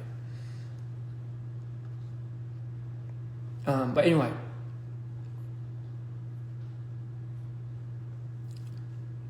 tour happened, and you could imagine it's every fucking thing, every worst nightmare. We put so much money into the production, which we did not design. Scott had his ways of setting up the tour. So even from the element of bringing that tour to life, like, that was all in Scott's budget. Like, I don't know how much he spent like a fucking shit ton of money in that, but that was all production. Like, that was all of that. And my only thought was like, damn, I finally get to see the fans. I finally get to perform in front of our crowd. And, like that was the last of my thoughts. Like, that, you got to understand that was meant to be what I was excited for, like, bringing Mitre to life, being able to see the fans that I finally reached was like something that was so important to me. But the fact that the matter of the fact was, like, it just, like, that was like, I couldn't even process that. And then we did one show, we did one after the other. We started in the States. And with each show, I remember, man, like, I was like, after I did my thing, it wouldn't even feel like I'm the artist. I'll be like, fuck, I'll go to Tarbin, I'll tend to him, because I'm worried. That was the first thought I had. As soon as I finished my show, I think, fuck, like, is this guy okay? Is this guy all right? And you saw, I'm sure you've seen his documentaries and stuff, but like, he's like, those moments where you see in the green rooms where he's having a hype, that's all real. Like, that was like pretty much most of the fucking shows we did. So there was no time for me to process how I felt about any of this. But you guys got to understand, I knew there was like a big part of me that I wasn't addressing, and that was like, I thought this was meant to be your salvation, man. I thought this was meant to save you, not kill you. And that one thought was a thought that drove me into oblivion. It was like after the 10th show, I think, I started cracking. I started cracking because why? There was no support. Tarbin was smart enough. He found Hyunsu. Like, he found that guy to go with him on tour. I'm not used to that. Like, I don't know what managers are. I don't know. I've never had it. So there was no real support system for our artist structure. And this is one thing I realized during that period. I was like, damn. So this is what we need. We need more support for our artists. It was such a unusual. But here's the reason. Being an artist myself, I think that's what I can kind of now understand is what is needed. I kind of always thought maybe I was the support for live, but now not being able to differentiate that and really kind of split that off. I never really took it in a way where, do I need that? And I was like, fuck, I do. Like, I really do. Because we didn't even spend any money for hair and makeup, you know. And to some artists, that's cool, because for me, that was the whole stick. It was the whole like conceptual makeup. So fucking hell, I would be doing my makeup for the first 2 continents. Like, I don't know. I'll watch YouTube. I'll learn, and those were the moments where I'd start crying, just in the mirror, just because live went up first and I went up second. And I still remember when live went up, because everyone was really worried about live. Everyone would go with him, and I'll just be by myself in the green room, and this would be at every show. And I just remember, like, man, these are quiet times. These are maybe the moments that I needed the most. But was I dying inside? Yes. Was I fucking about to throw up and get destroyed because of how my mental state was taking a spasm? Yes. I think I went into the 10th show, and then the 12th and the 15th, and then I had like a breakdown, and people didn't understand why, because I had to fucking hold it together. I really had to hold my fucking stick together, because otherwise, like, really, like, what the fuck were we doing? Like, I just really had to hold it together. There was no other way. Cream was having a panic attack. Chunyoung was tripping out. Like, that was the first time I've seen these guys like that. Tour does that to people, I understand, but the way we went on tour with that frequency, yeah, it was wrong. The plan was like, yo, let's just fucking, let's just do this, let's just get our pay, and let's just dip. That was the whole plan. And let's just figure it out afterwards, right? But during the process of it, and again, I'm not holding anyone accountable for what had happened to me.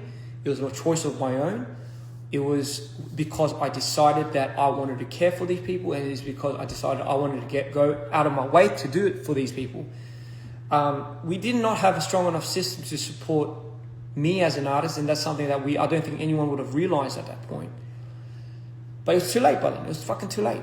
I still remember, like, it started getting worse. This fucking bubble and this fury and this spite that I had buried long time ago, I couldn't get it. It just kept growing and growing and growing and growing and growing. And then occasionally it would just blow up here and blow up there. And, John would be there to, like, simmer me down. And for whatever reason, John would be the one to get the backhand of that. So, fast forward, I got to a point where in Brazil, my manic state could no longer handle it. My meds weren't the exact medicines that was working. And during that whole period of time, I thought, fuck, if I don't do another show, I'm going to die. I really am. I'm just going to end it.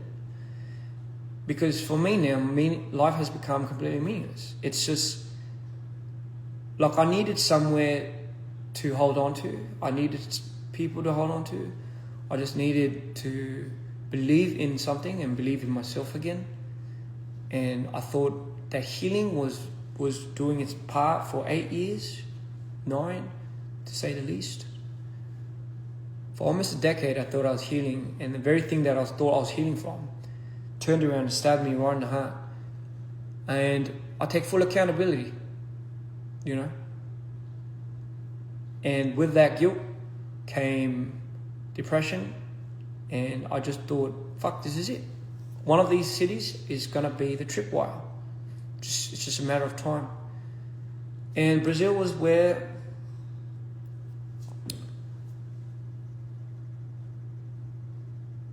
I made my first attempt at killing myself. And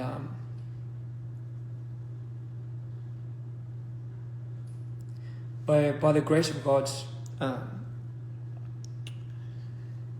John walked in, I think just in time, and I was sent to the ER.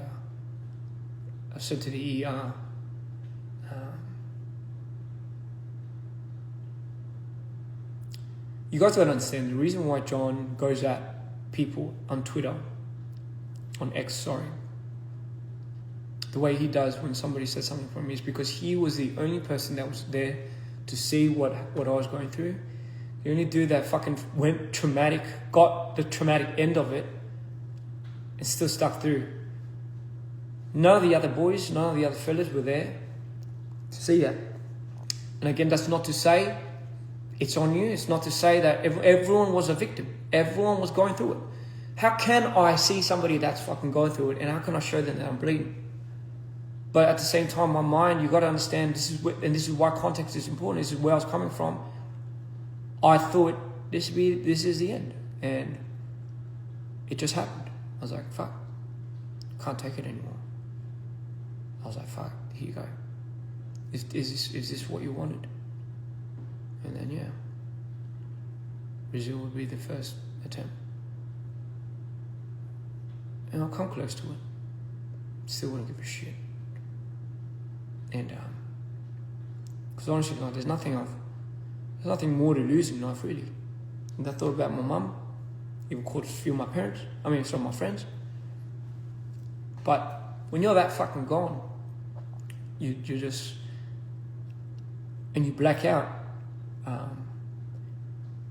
I can't control my fucking manic state. I can't control my other states. I just can't fucking do it.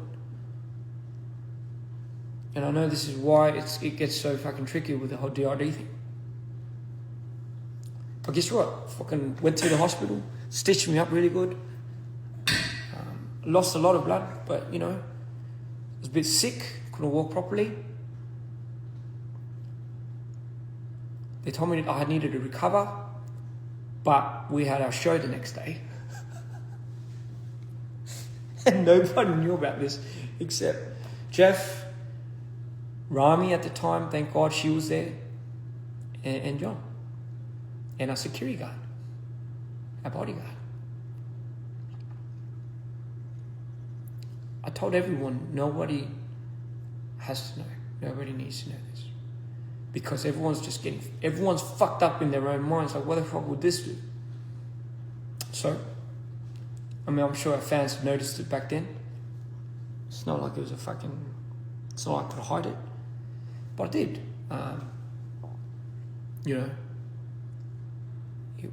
And I'm sure at a certain point in time, my team started seeing that.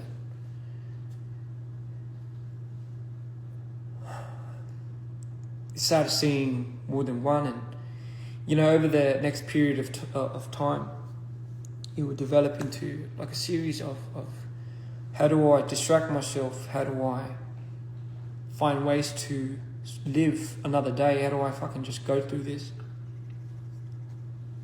And the switches, oh my fucking God. The switches were so bad. I needed to be on such hard medication to just be able to turn one off. And when another switch happens, it splits off into like fucking two more, man. I just black out my blackout intervals would go from about a day, long years ago, it would go from a day to now like a couple of days.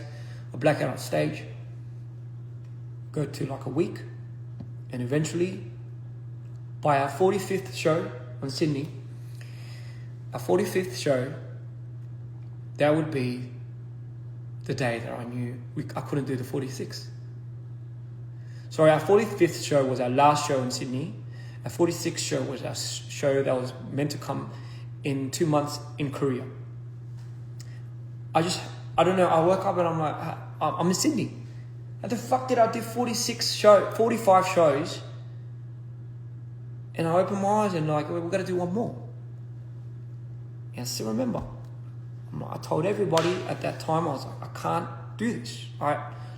So rarely do you see me say, go back on a plan or go back on something that we were meant to do. So rare. But I knew if I did this show, like I knew at the state that I was at, if I went through this show, I would, I don't know when I'd come back. And if I didn't come back,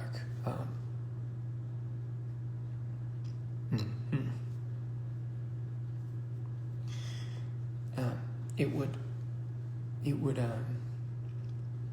like, I've never been more terrified in my life. Yeah.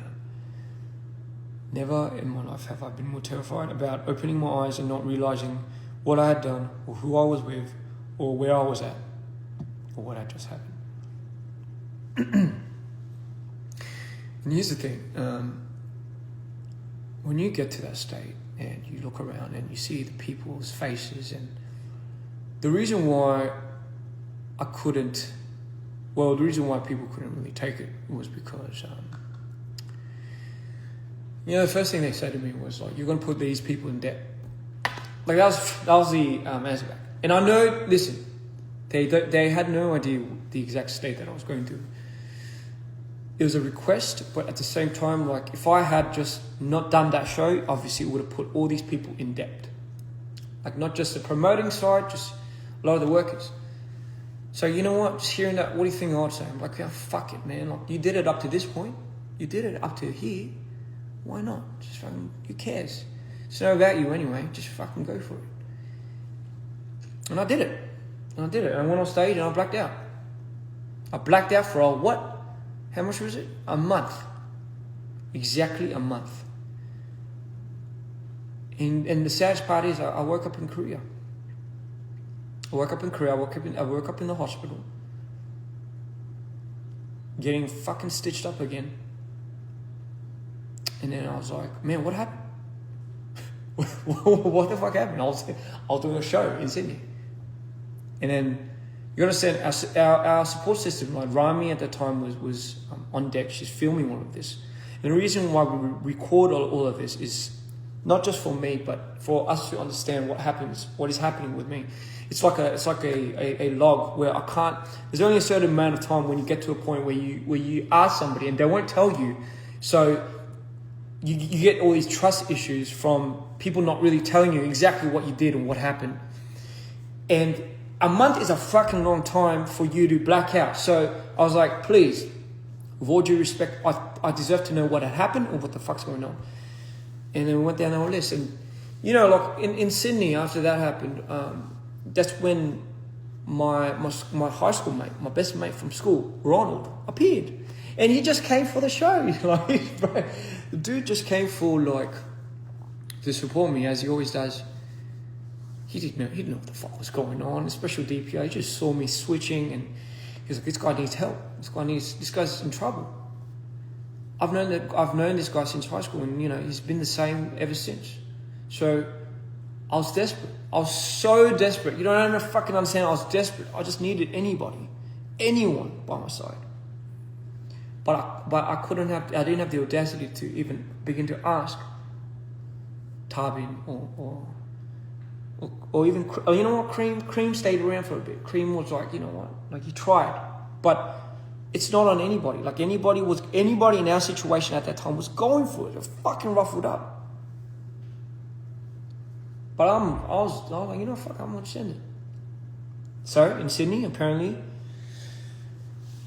looking up all the shit that was shot, and I made a few more attempts. Ronald saved me. My other friends saved me. In all, while all of this was happening, Jeff was keeping monitor of all of this. So he was sending all these people to help me out. He was orchestrating a lot of these things to pull me out of these moments. No one else was there. No one else was fucking there to see what was fucking going on and being rattled. Nothing. even I wasn't there. So just fast forward, Korea, woke up. Like, what's going on now? Oh no, this happened in the hospital, this happened here. Like my first, and you were like, man, in your psychosis, you were like, yeah, you said you needed a team. The first thing you kept calling out, you need a team. So I was like, man, maybe I do care, maybe I do want to survive. And we had another show to do. We had to reinvent the whole fucking thing. And apparently you're like, yeah, you're halfway doing it. You're halfway done it. I'm like, so in my psychosis, in my manic state, I designed half of the show already, and all we had to do was end it. But I know everyone was think about it, man, 45 shows at that state, fucking do your head in. But I was like, man, what would it mean if we didn't do this, and we're just proving that to the world that we could do this. We can't do this without Spot. Like, are you just proving that, guys? Because everyone wanted to pull the plug because they saw the state I was in, and I'm like, what? Now you guys want to pull the plug? Like, now you guys want to fucking? So no, we were talking about it, and it just something switched in me, something clicked, and I was so pissed off, and I was like, you know what? All right, I get it, but we have to do this show for my sake, because for me, my deal was, if this show doesn't prove to me that what we do is worth anything here, like at least what I think personally, what we did, like doesn't come to any part of what we believed in, I'm just gonna fucking, this is gonna be the end. Like, I'm just fucking doing my head in. This is it. Like, give me the affordability of actually just doing this with you guys, showing it to you guys, showing us that we don't need somebody like that, and we can orchestrate it simply by us. Let's show them that we can do that. I went full fucking tyrannical on these guys, and that was the first time I ever did that. Forced everybody to just do this show, because if it didn't, it meant I was gonna die. But I didn't want to fucking put that on anybody. But I just needed, like, I was just desperate, guys. Like, you guys, I don't even know how to fucking say it. I just needed something. I needed someone. And I needed something that was real. Just something that was real. Our fans would obviously be devastated. But trust me when I say, you guys were, for me anyway, the reason why I try to hold it together with every single show I did. I didn't want to give you the impression that this was like, I'm crumbling, or this was crumbling. I wanted to give you the impression of somebody that was like meeting you guys for the first time, hearing your stories, and fuck, those are the moments that brought me back. Those little walks I had back to the cars, and hearing your stories about how this saved your life, and I was like, man, this has to mean something. Like, yeah, this is something. But, internally, like, all of this was fucking going on. What I did, what he did, what they did, with this and that. I'm like, fucking hell. Just fucking hate stuff like that.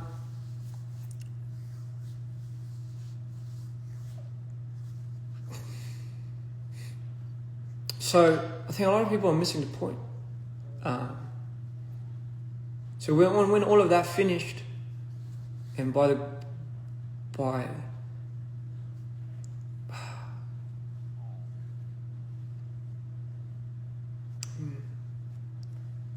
thankfully, it was a show that, would save my life.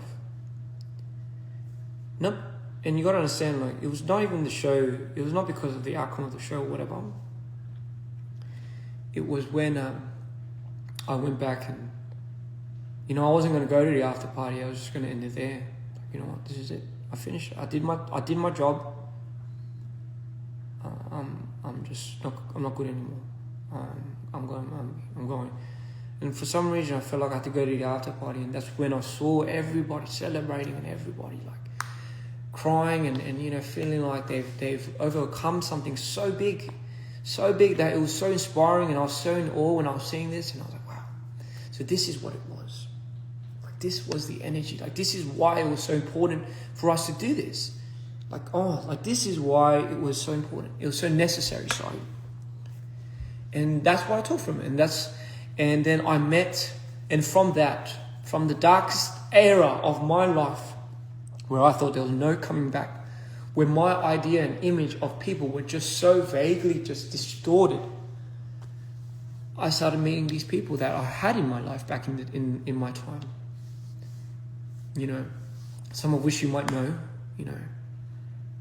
like Ryu, Jono, Josh. Like, first it was Ryu and his wife Sarah. And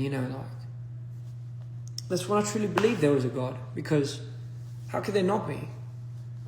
Like, if we're suffering like this, if I'm suffering and I'm not even allowed to acknowledge my suffering, like, what good is it? Like, what is the good that really comes from it? The good that comes from my heart. What does it all fucking mean at the end of the day? And like, these guys that I met during that journey just helped pull me together. I don't know what it was. It wasn't even anything that they said. It was just something that they just brought with them. And just like that, I just went back to LA. Before I went back to LA, I remember putting some of the boys into the room. I'm sure you guys remember what I said. I said, give me something real. Otherwise, you can't leave the door. I was just, give me fucking anything, bro. Give me anything. Anything. Just give me anything. And the fact of the matter was, no one could give me anything. Financially, emotionally, just nothing. And that's when I knew. I was just, I don't know what to do when I go back. And this is when the talks of the masters started coming out, Tabin's masters. I hate that we have to boil it down to the value of what Tabin's masters were. But the way we built his archive, I guess you would say, Cream's involvement, my involvement, even Scott's, it wasn't very much like any other team's, I guess you could say, involvement in creating an artist. A lot of the DNA of DPR does come from the concepts that we've derived and I managed to put on from mind to paper. We have such a role to play in our elements that it's kind of like a shared property, if you were to say, amongst everyone. We missed a lot of the payments. I'm just speaking specifically, I'll speak for myself. I missed a lot of the payments. I never really got a cut of anything. So I'm just going to speak financially from now, like from this point. The only thing that we can equate value to, that I could equate value to, of what I was ever doing, was in DPR Life, as much as I hate to say it. Not just me, Cream, Chunyong, but like when we heard that, you were going to you got up and left for the best reasons for yourself, obviously. And, we support that. Like, it's not something that, it's not like a difficult thing for us to grasp why you needed that for yourself. But like, just what we had done and what Scott disallocated that with was like hearing that he had still full masters, like he was signed over the shares, was like was just insane. Like, I wasn't even in the conversation when this happened, and you see what it does to me. Like, you see where this fucking. It's not about me having anything now. This is the point that everyone's missing. I couldn't give a shit less. I really couldn't care less about his masters now. I really don't give a fuck. Just make sure we give it out to the people that deserve it here. And I'll say it on this live, but I don't even need to get a cut out of that. Let's just make sure we distribute it to at least Cream or even Junior.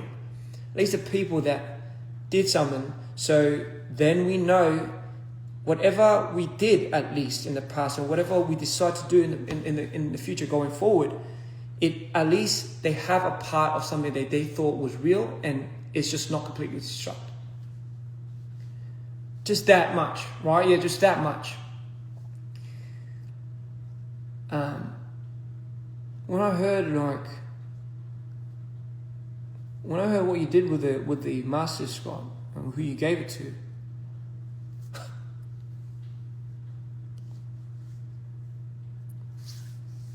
fuck, it does my head in, bro.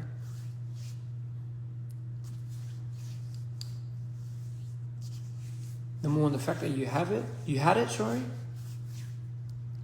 And number two, the fact that you gave that to somebody that I just fucking cannot believe that you gave it to. And he sold it. But again, I was in none of these conversations. I'm telling you myself. None of it. And I get it. When people are jaded and fumed, I get it. But fucking hell. Just give me anything then, bro. But we can't. Because, we can't. Because the money's all been used. We can't. Financially, I can't retire my mum yet. Which I can't. I just fucking can't. So you're telling me, like, I have to now start making money as an artist now? What if I didn't become an artist? So the mere thought of me not becoming an artist is now what played heavy. Holy fuck. We've all been fucked. Like, so the only way I've ever earned money was when I became an artist, to exploit myself while investing into myself, while investing to others, while creating a whole DNA brand of this, while doing this, while doing that, while doing this. But fuck your 10 years of doing what you did in the past. Fuck your salvation. You're not going to get paid for it. Just start all over again, bro. Start all over again with a new team. Just start all over again. Don't worry, we'll get you your trademark back. We'll get it. The fuck does that even mean without you guys? What does any of that mean? What does any of this mean?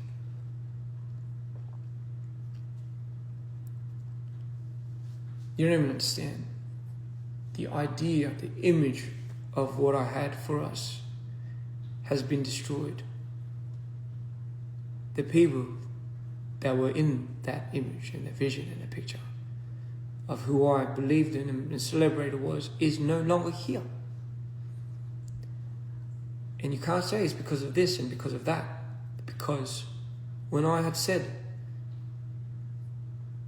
we need this, I need this, and we need this, and everyone had their own agendas, and everyone had their own choices, don't ever for once think, ladies and gentlemen, that anyone was gaslighting anybody. Respectfully to all parties too. Nobody is gaslighting anybody, especially here. No one's in my ears. No one's influencing me to do any of this. If anything, I look at our boys and I can't drop it. It's like I'm getting hit by like fire. I'm getting hit by like arrows. And people are all on these other side of the fences and they're saying, hey, fucking don't shoot arrows at this guy. Hey, make sure you're not, like, everyone's just talking on my behalf and not even asking me like how I feel about this thing. Yeah, but it's for you, man. It's for you. It's for you. Like, all my fucking life I've been hearing it. It's like, for you, bro. It's for you. And every single time I hear that, like, it's just like no one is here.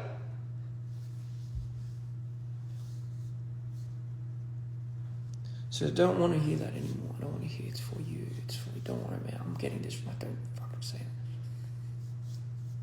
I'm not doubting anybody's intention, and I'm not doubting anybody's will for things, but you have it all twisted. And nobody even bothers to listen anymore.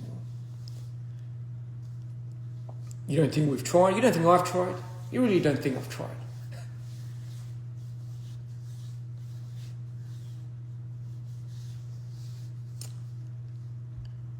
So fast forward. Okay, now we're here. It's going slowly to what I'm talking about, the prison. Alright, man, fuck. So, tell me then, like, during the last 3 years then, like, what had happened? When the tour ended, and when I went back to LA, I thought we were going to start all over again. I thought that was the whole plan. The contingency plan was, you can still do your own thing, you know, but like, you haven't exactly left this brand. That was the very last things we told you, like, like, hey, like, take as much time as you need. And again, I'm always that person, I'm always that brother that will be here to fucking welcome you when I do. But, I told you at a certain point in time that there must be a direction that you choose. Not because I want you to choose sides, but because it's going to be hard on you. And I know you remember me telling you this. Me doing this from ground up just does not make sense. Just does not make any sense. Like, I'm 35 now. I don't have it in me to start from my own capital, start from ground zero.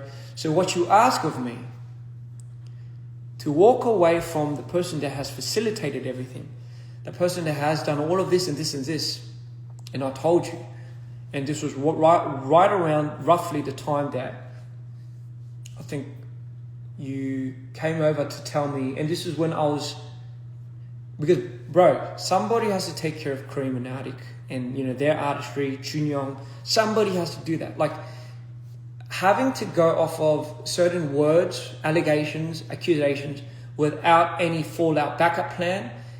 Were those accusations, allegations were to be wrong, for example, without any given ground evidence, can really mean the death of a lot of people. Like, you don't even fucking understand. If we don't have a contingency plan, if we don't have a backup plan, realistically, the boys and everyone are just going to be, there's going to be no place to belong.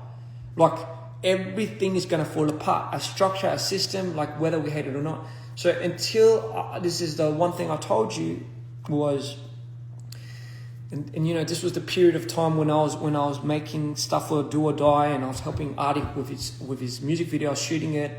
I was doing his songs for that.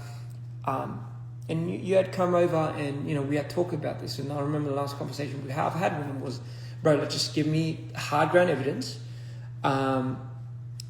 Otherwise, I can't just fall on words. And you can't, and I hope no one can blame me for that because of just all the shit that I went through. And it was just, I needed something to be real, much more real, other than just like something that is just like, this was meant to be like this was meant to be like that.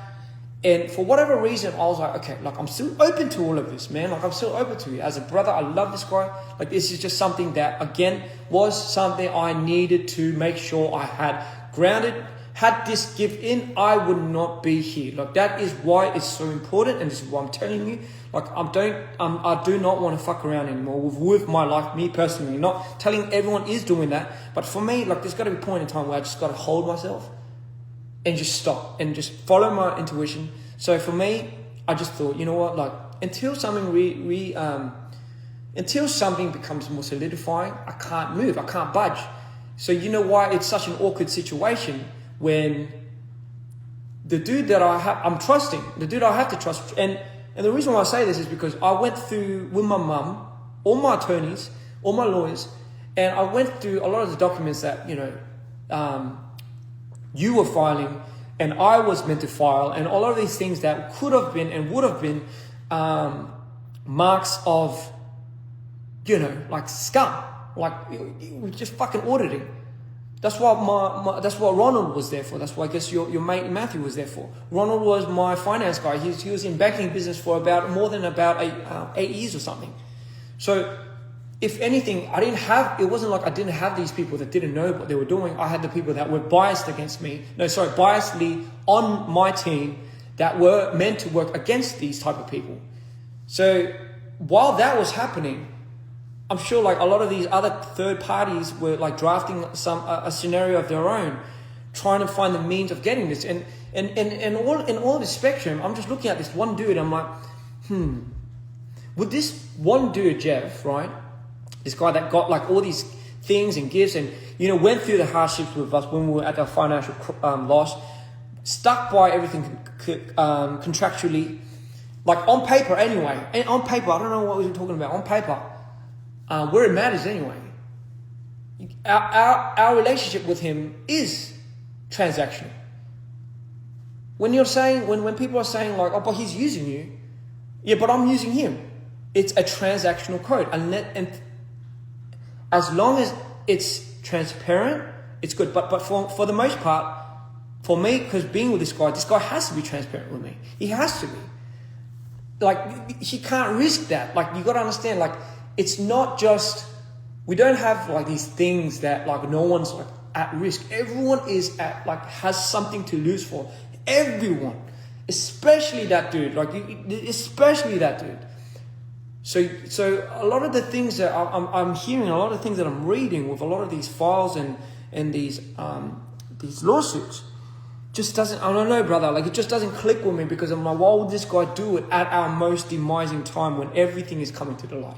Why would somebody that was with us for those many years all of a sudden decide to be like, oh fuck, after hearing all of this, after getting a lot of these speculations, I'm gonna fucking do you double. I'm gonna double down and I'm gonna just take this from you. Like, it just doesn't make any fucking sense. It just, I don't know, just spare me for me, it's just the talk. I just need some more hard evidence. I know, and it's a bit of an awkward position, guys. The reason why I needed to address this is, do you see how I have to work alongside this business so I can make it fruition to be able to support the team that I have now? Otherwise, it's a very awkward scenario where we're now giving speculation without context to fans, and fans are thinking, man, this guy's being manipulated. Like, holy shit, this Jeff guy, fucking this guy up. And by all means, if those come to fruition and those are facts and those are something that we can prove later on, and that is like, bro, I'll admit it. I'm fucked. I'm gone now. I have to go to the psych. I'm done. I'm done for. But imagine, just imagine in a world where like we don't have none of that. I don't have no comms. I don't have no information. My mom's working right next to this dude. We have the lawyers on our side working but against this guy as well, and vice versa. There's just nothing, and we haven't done up anything for the last 3 years. For the last 3 or 2 years. For me, it's important because when I look at Chunyong, when I look at Arctic, when I look at Cream and Arctic, and when I look at myself, it just, over the last 2-3 years, just like you have been putting out albums of your own, they needed something that of their own. If I was to start that all from ground up and try to bring it up from nothing again, like I just don't have it in me. I can't base it. It's just too big of a thing for me to base my life on now. Like, I rather have this somehow figure out, and I just never understood, and maybe this is why I didn't understand why there was so much, why it was so hard for people to get the trademark here, I just never understood this, because I said the dude's representing me. And then I'm like, then people were like, no, but don't trust this dude. But I'm like, but you trust that guy. Like you have your own man. You have your own dude. And I don't know that dude. And if anything, like, why would I trust this dude? Like, I'll trust your word. So then remember, like, that's something we said. Like, as long as it comes from our mouths, we're not going to trust anyone. And I kept that. I kept that fucking key, and I fucking went with it. And I said in our last conversations, I'm like, listen, this is why I want to distribute it. This is the only reason why I want to distribute it. And I'm sure you remember, I was like, listen, this is, like, I don't need to take a big branch from this. I was like, man, I'm even willing to break it off with Scott, because I believe still credit is deserved where credit is due. What the fuck that means. But for me, that's the only reason. Like, I don't even give a fuck about the trademarks and all of that. Like, if that's what it takes for you to, you know, also be at peace, I'm like, at least give something for everybody so, you know, we can start continuing on with our lives. And I said, it's just, that was it. Like, I don't need to get anything from that. That was the only reason why I wanted it. I didn't want it for any other reason otherwise. Like, it just, because the whole trademark thing, the whole DPR thing, being able to use DPR doesn't mean shit without you guys. Like, it doesn't mean shit without the team that I thought we once were. And mind you guys, like, even our OG fans that were there from day one, you don't even know the deep and dirty of all of this. And this is why I think you guys deserve to know where this comes to play. How much some people did for this and this and this, and how much it means like something for somebody. Fuck, when people have a go at me, when all these fans are having a go at me for like losing you, for like being the one to having these malice judgments, for being the one to have lost you, to have gaslighted you into leaving, when I'm the only one that's fucking protecting this brand and just in the hopes of keeping it alive, I'm like, it's an awkward conversation every single time me and the team are here, and we're just looking at each other like, somebody's like, hey, can we have a DPR Live feature? And I look at this guy, I'm like, no, DPR Live hasn't left yet. Like, but I don't know what's happening, because I don't know how, like, I don't know how they're going to resolve. And in the beginning, it was that resolvement, and somehow it led to me, and then somehow it led to Scott coming into the picture again, which I just didn't fucking understand. And, you know, again, and I'll, you know, and I'll go to him and I'll message him and I'll listen. I'm like, you tell me if there's something that you and Tavi knows that I don't about this Jeff guy. Because if you are keeping something from me, that's technically you are acting against me as well. You're not doing it for me. You're all these claims you're doing, all these fast lawsuits and everything are taking a hit on the brand. When you make words like, let's scratch DPR off, like when you do stuff like that, it's like taking a big chunk out of me. It's just fucking me up. And it's like, but I got to like explain to these guys, hey, wait a second, guys. Like, I'm trying to keep live alive, but it's not me that's like doing this. Like, trust me, I want us to be who we were more than anybody in the world. Like, I don't like the spotlight. I really don't. I fucking hate the spotlight. I say this in every single one of my shows. I hate that all the focus has now come onto me, because that was never the plan to begin with. It was never like, we never talked about it in a way where we're like, yeah, let's just end with fucking DPR IAN.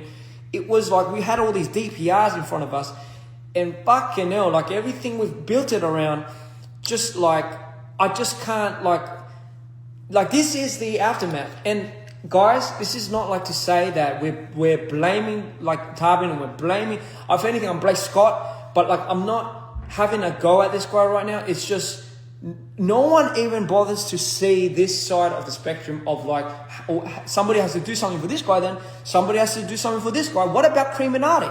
It's not just about Ian Live, it's also about Cream, Arctic, Junyoung, John. It's about all of these guys, but what about them? You know, like, what about them? I hate it when I see fans saying like, fuck, it's like, man, they only know Ian and they don't know Cream and Arctic. They're not a real DPR fan. How can they know Cream and Arctic when Ian is the first, and when this is the introductory to that? Like, it's my duty to make Cream and Arctic into something so big, so they have their own following, so they have their own knowledge. Because the realistic part of it is we are only assigned to what we see and what's exposed. We have to grow our own fandom. Just because we have this whole DPR name and this whole legacy, it's not who we were. That kills me every single night. I can't sleep. I go down and I close my eyes and I think, fuck, what have we become? And then what do I have to turn up for to my fans? Because my fans need an answer. My fans don't deserve to be in the dark. Half our fans left the minute Live left. So it's just like, all right, yeah, I'm just going to pretend like nothing's happened. And now I have to base it on people's, on words, on some type of affirmation of like, you got to get out, you got to do this, you got to do that, you got to do this. I'm just so fucking, I fucking had it. Just with people that can't even give anything to me. I just fucking had it. What do I get out of it? Like, people that are saying, oh yeah, you're like, you're exploiting it. What have I gotten out of it except for these fucking scars? Like, what have I really gotten out of this? what have I got out of anything? And right now, even now, right, when you say, well, how are we gonna make money, bro? I gotta step up my artistry. I gotta play your role, I gotta play Scott's role, and I gotta play my role now. And I have to triple the amount of work in order for us to fucking...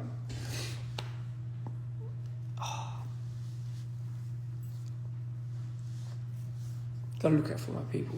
I can't.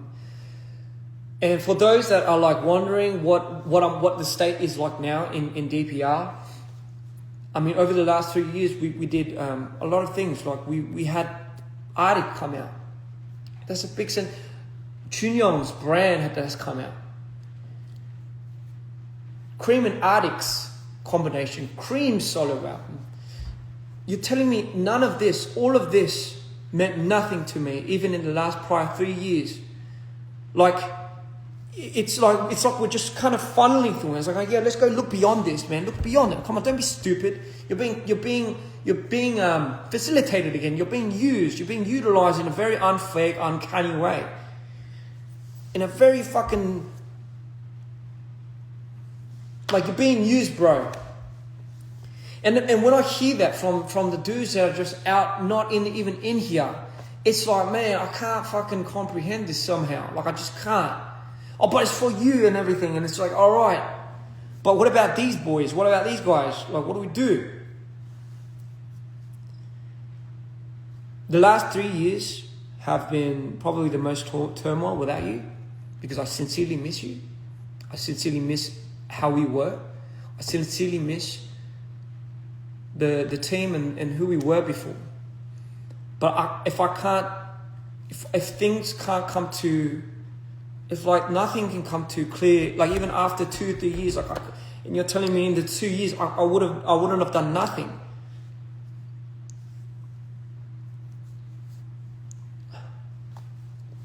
That's why I said, give me something that's hard and that's real. Give me something that's hard evidence, that's just real enough, you know, that's like, that I can trust and I can at least somehow form something, solidify. Because what if you think, right? What if you matter? What if we're wrong? What if we're wrong about all of this? What then, bro? What about the dude that we're like fucking trying to defame right now? What about that dude? What if we're entirely wrong about this dude and then we just completely fucking obstructed this guy? What happens then? Is there no like...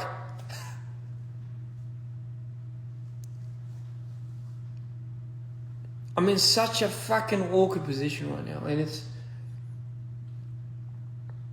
and I just decided, you know, I'm gonna finalize my decisions based on just evidence, because that's the only thing I can really go off of, and you can't really fucking blame me for doing that, eh? I just need something to be real, man.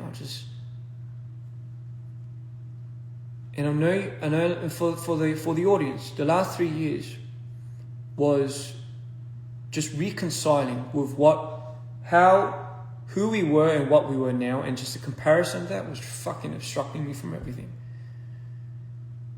Like our tour, I met the only thing that ever, our Reborn tour was a reminder to me of like who we were and who we are now, but yeah, I didn't have an answer for it. Like I missed who we were, even with all of that, you know. DPR IAN meant something because it was with DPR Live, to be completely honest. And when I lost it, I'm like, why am I even doing this? And then Arctic's like, man, I've got to do my own thing, and you know, Cream's like, I've got to come out with my own thing.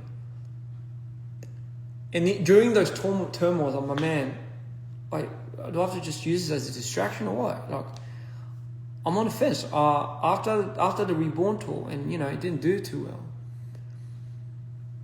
well. I went insane. The whole album, Dear Insanity, was based on my insanity. Because during that period of time, there was too much drama on trying to find and adjust to a new team. It wasn't like how it was before, eh? But fuck, I was somehow ironically finding more ground, finding more peace, but not with the peace of my vision for DPR. I still remember, like maybe it was a realization of realizing, like, fuck, did I really enforce too much of my vision onto you? Did I really enforce too much onto this guy where, like, I didn't even know what was happening? So I started, like, fucking being myself. I'm like, yeah, fuck. Maybe that pressure just really got to this guy. And when he finally got there, he mustered enough independence and courage to do something of his own, he fucking went for it. And I remember that was the day I applauded this guy. I'm like, yo, you got it. You fucking got it. But fuck, I didn't know what was being taken away from me in my own district. And it took me 3 years to get over it. It took me about 3 years to get over. And here we are. And, you know, now I'm in a place where I have a new team. We have new structure. Everyone's being treated fairly, financially and everything. And for what, you know, and all of these things that we need to maybe uncover personally later on, like with our things, it's fine. But for the most part, I needed everyone to know the context of what's going on now with me, because everyone's just like fucking having a go at me, everyone's talking for me and all of that. Like, please guys, like, it's, trust me when I say DPR is in my best interest. Again, you're missing the point. Do I have to make it a thing where I have to bring attention to how much somebody does and who does what? And maybe because everyone's making it personal, fucking hell. Like, I hate doing that. I hate becoming like that. I don't agree that I did enough for me to do all this. I agree that everybody had a huge role in this. Everyone went through it. Everyone was a victim. Everyone went through the demise. But the only part that nobody was really listening to or really heard was just my part of it. And I tried to keep from it, but fuck, if I take that context out of the story and what you're looking at is like, I get it. I get why everyone is like thinking that way. And which is why now it was the time I spoke up. It was purely for that, because it was harming everyone here. It was harming them, it was harming him. It was brooding me up. And when I see like instances of like Scott coming back into the picture, and you know, like all of that like just fucking fucks me up a little bit, because it's like, did we not forget? Did we not forget how this all fucking propelled into shape? Did we not forget? So don't come at me for not like controlling myself, my part of that.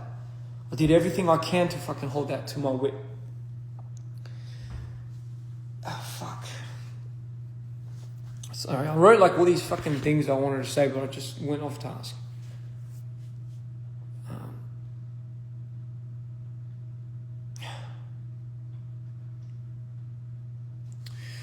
Like, you guys got to understand, there's just so many things to fall on if things don't go right on the other end. Like, if you could have more instances where you meet like another Scott. What if you meet another dude that actually fucks you up even double time? Like, what happens then? Like, there's just all these what ifs that I just can't plant my judgments on anymore, and I can't really go forward, because I don't want a movement that's like saying, yo, get him out. If that should have been done, that should have been done ages ago.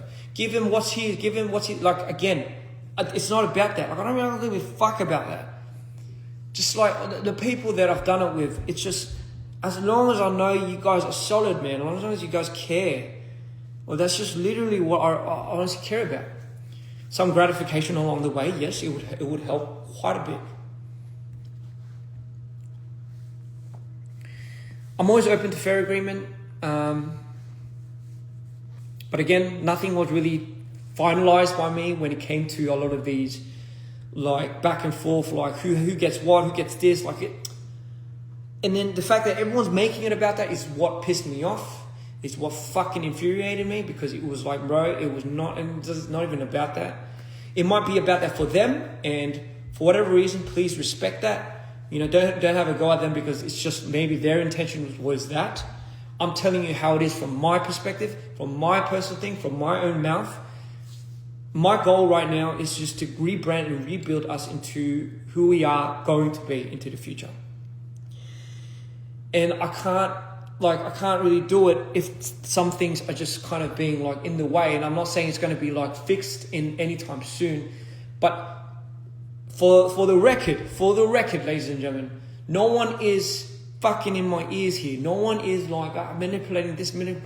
If not, I do have an advantage point in this situation, but I just am not seeing what everyone is trying to do. Like I'm open arms right now. Just fucking, if we want to somehow work out together, like let's just do something in a way where there's like, where I think a lot of people in a different party are having misconcepted ideas that I'm like this, or I'm getting affected, which I'm not. No one's brainwashing me or anything. I'm quite happy. I'm the happiest I've ever been I'm actually the happiest I've ever been in the last 10, 15 years of my life. With all of this said and done, I am. I'm grateful for the new team that I have now. Like June, Sue, Claudia, Ronald, Josh, Jono, Christina, Amy, like all of these people, right? Like are at the stem of Amanda, so I'm sorry if I forgot your name, Hugh, and all of these other people, by the way, are at the stem of what builds the support structure, because they can help Chunyon, Cream, Arctic, and all of these other people that are working in these infrastructures around the clock for us. I'm always going to be forever grateful for that, because if not, I would never have picked myself back up to this very moment. I would not. You know, like it's like we're skipping the whole prologue and we're skipping the whole narrative. We're jumping to conclusions, really. That's really all we're ever done.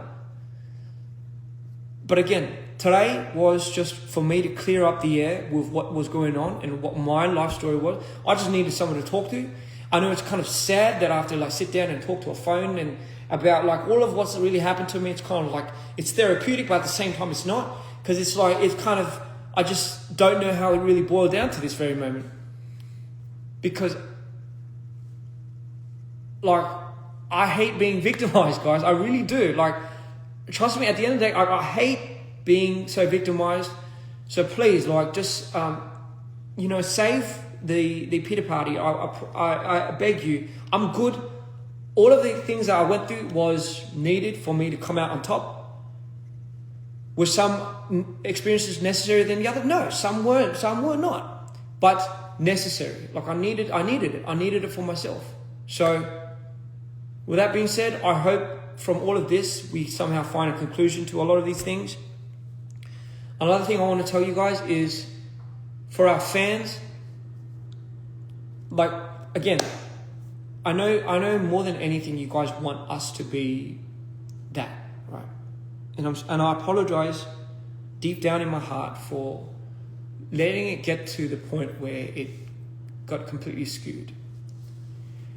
And I just promise you, my best interest is what I do, even for life, right? Like what I want to do for us in the future. Like it's not like I haven't given up. I was about to, but I haven't. And I'm willing to step up again. I'm willing to find a way into this light. I'm really willing to step up again and continue this and really figure things out and work up, because at the end of the day, we deserve it. I deserve it. Our fans deserve it. And it's something that we can do. We can come out from these fucking ashes. And if I was somebody that gave up, what would I be representing as well, personally, to my fans? Like my fans, I know, struggle to a certain extent with their own problems.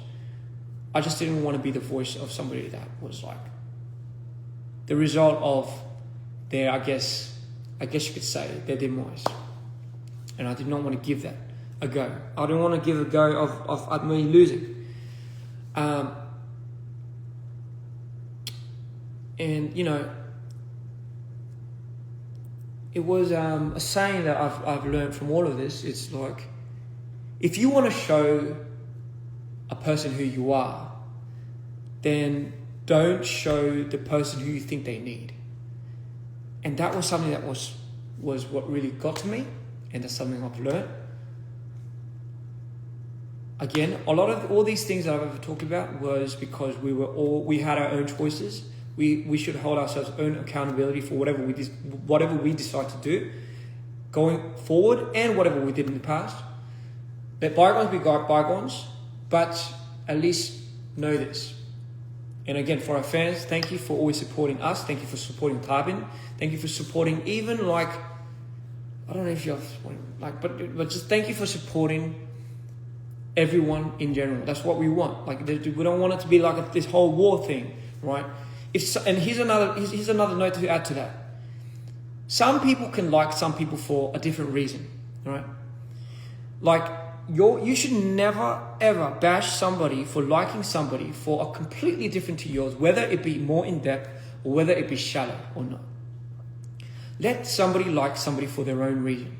It's like a banana, right? Like, we look at a banana and somebody might be like, I like the texture of the banana. I like the way it looks. I like the yellow going to a bit of the brown spots. I love that, that's what appeals to me. Somebody could be like, yeah, but I love the taste of the banana, right? But we shouldn't be at war with the one same fucking banana that we like, right? The banana would just be looking at you and be like, hey, I just want you guys to all enjoy it in your own rightful way. Because everyone has to be innately being able to experience their own experiences in their own way without being judged by it. It's just not fair, guys. It doesn't make you more or less of a person. It doesn't make you more DPR, less DPR. I say this to my team all the time. Just because you're here for a short time and he's here for a long time does not make you any less DPR than she or he is. It's like how the more you know and the more you don't. Like, I know, and plus, trust me, I adore that we have like this huge pride and this huge thing of who we are. And because that's being so obscured, we reminisce about these nostalgic times like, fuck, I miss when DPR was like that. I miss when DPR was like that. Trust me, I'm the one to do that the most out of everybody. I'm trying to set the record straight. I'm trying to get things aligned. I'm trying to make things work here, while doing these shows and while trying to greet our new fans into this fandom. But let's not shoo them away. Let's, if anything, let's be respectful. Let's be insightful. Let's teach them. Let's teach them in a way. And if they don't speak our language, fine. Don't go to the measures of having to open yourselves up and then them fucking going off and fucking off. It doesn't bother me. It does not bother me. I'm telling you first of all, it doesn't bother me, right? It bothers me when I see you guys bothered by it. Oh man, like it gives me fucking a stroke looking at this and just thinking like, oh my God, like I don't want you to feel invalidated by the way you like somebody. Because here's the thing. What if somebody just knows me, not Cream and Arctic, for example? What if somebody likes, what if somebody came across Cream, right? But for that person, Cream is the most important person. Doesn't matter if it's Arctic or Ian in DPR, doesn't matter. Cream is important to them because Cream saved this person's life, A, B, and C. And to them, you should never invalidate that experience to them because it's innately their own. Why are you taking that away from them? Why are you trying to skew their love for that person? It's like it's the same thing. That doesn't make them not like or not appreciate Ian and Live and Arctic and Cream and Chunyong. Like, that's not to say we don't want to see that. Like, we don't want to see that. We want everyone to just love people for who they are. Some people might like this better, some people might not. Like, I know a majority of the people that like DPR Live's music doesn't fuck with mine as well. Like, it's just, how can you expect people to have the same interest and disinterest in the people? You can have the same respect for the brand, but we don't have to keep edging everyone to speak out about it. We know the love's there. We know our day one fans. We know the pride, and some people have more than the other, and we appreciate that so much. You don't even understand. But at the same time, I just wanted to make that clear because I sometimes see these things accumulating and like we favor this and we favor. No, we don't. We don't favor anything. It's just we're here to just give you guys a show, inspire you, really get inspired back by you. And we love every instances of every moment that we build with you guys. And I mean it, every single one of you. That is what reflects on what we do. And Live could say the same thing about exactly the same thing. Arctic will say the same thing. Cream will say the same thing. Everyone will say the same thing. I promise you. So again, with that being said, guys, We don't have to all get along, I get it, but you know, for the most part, let's just freaking hug and kiss. Doesn't have to be like that. You know, get consent first and then do it. But generally speaking, like, come on, guys, like, this is just the DNA of us. Like, it's just, I don't know, guys. Like, I don't know how to explain it. Let's not destroy each other is what I'm trying to say. Anyway, I've spoken for too long. I don't know if there's any things I'm missing out. Like, no, I don't want, no, I'm not against Tywin. No, I'm not like, no, I'm not having to go at this. Is Jeff exploiting me? No, he's not. No, he's not exploiting me. What about the Masters? It was, again, we're going to have an open discussion. Tywin's already agreed to this and this and this. Trademark. Was that really the most necessary thing for me? No. Was it necessary for them to make me have it? Probably.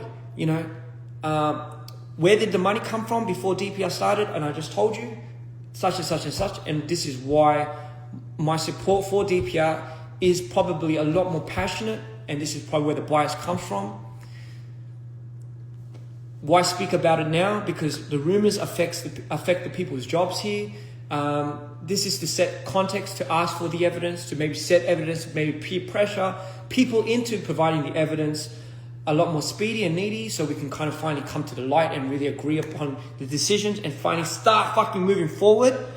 Am I okay? Yes, no, but aren't we all not okay and okay? We just have to battle life.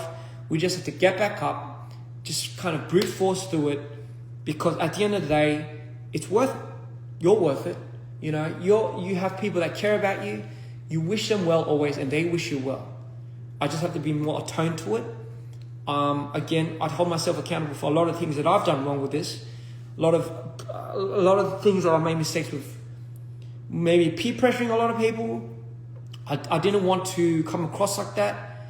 And again, with all this said and done, I want you guys to still support Live the same. I still want you guys to support us the same. I still want you guys to keep this Legion up. It's like I can't wish for anything else, right? But just know, with context, this is everything that came from me. This is what I have to say. To be honest, I'm not really looking for an answer back from anybody. It's just more like, okay, everyone said their piece, guys. Okay, right? Everyone said their piece. This is my piece. I'm okay now. Like, I'm good. I'm really good. I'm fully, like, I've settled it. Like, I've resolved. My team has helped me get over these internal issues. You know, like, fucking, how can I not, to be honest? How can I not, with all of that shit that happened? And I know everyone's going through their own battles, so please do not diminish anyone else's struggle, because everyone has went through something. I'm just talking to you specifically about mine.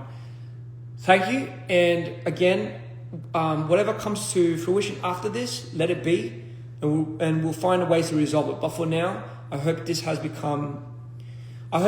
become more clear for everybody.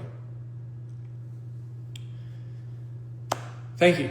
I love you all, and trust me, and when I say I love you all, I love you all. And again, no hard feelings for anybody, really.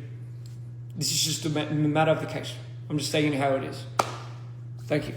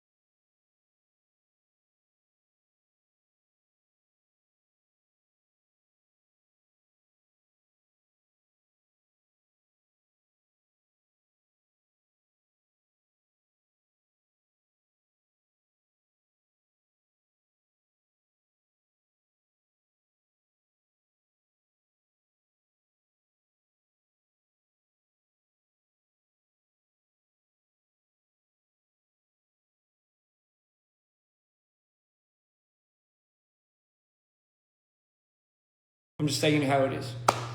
Thank you.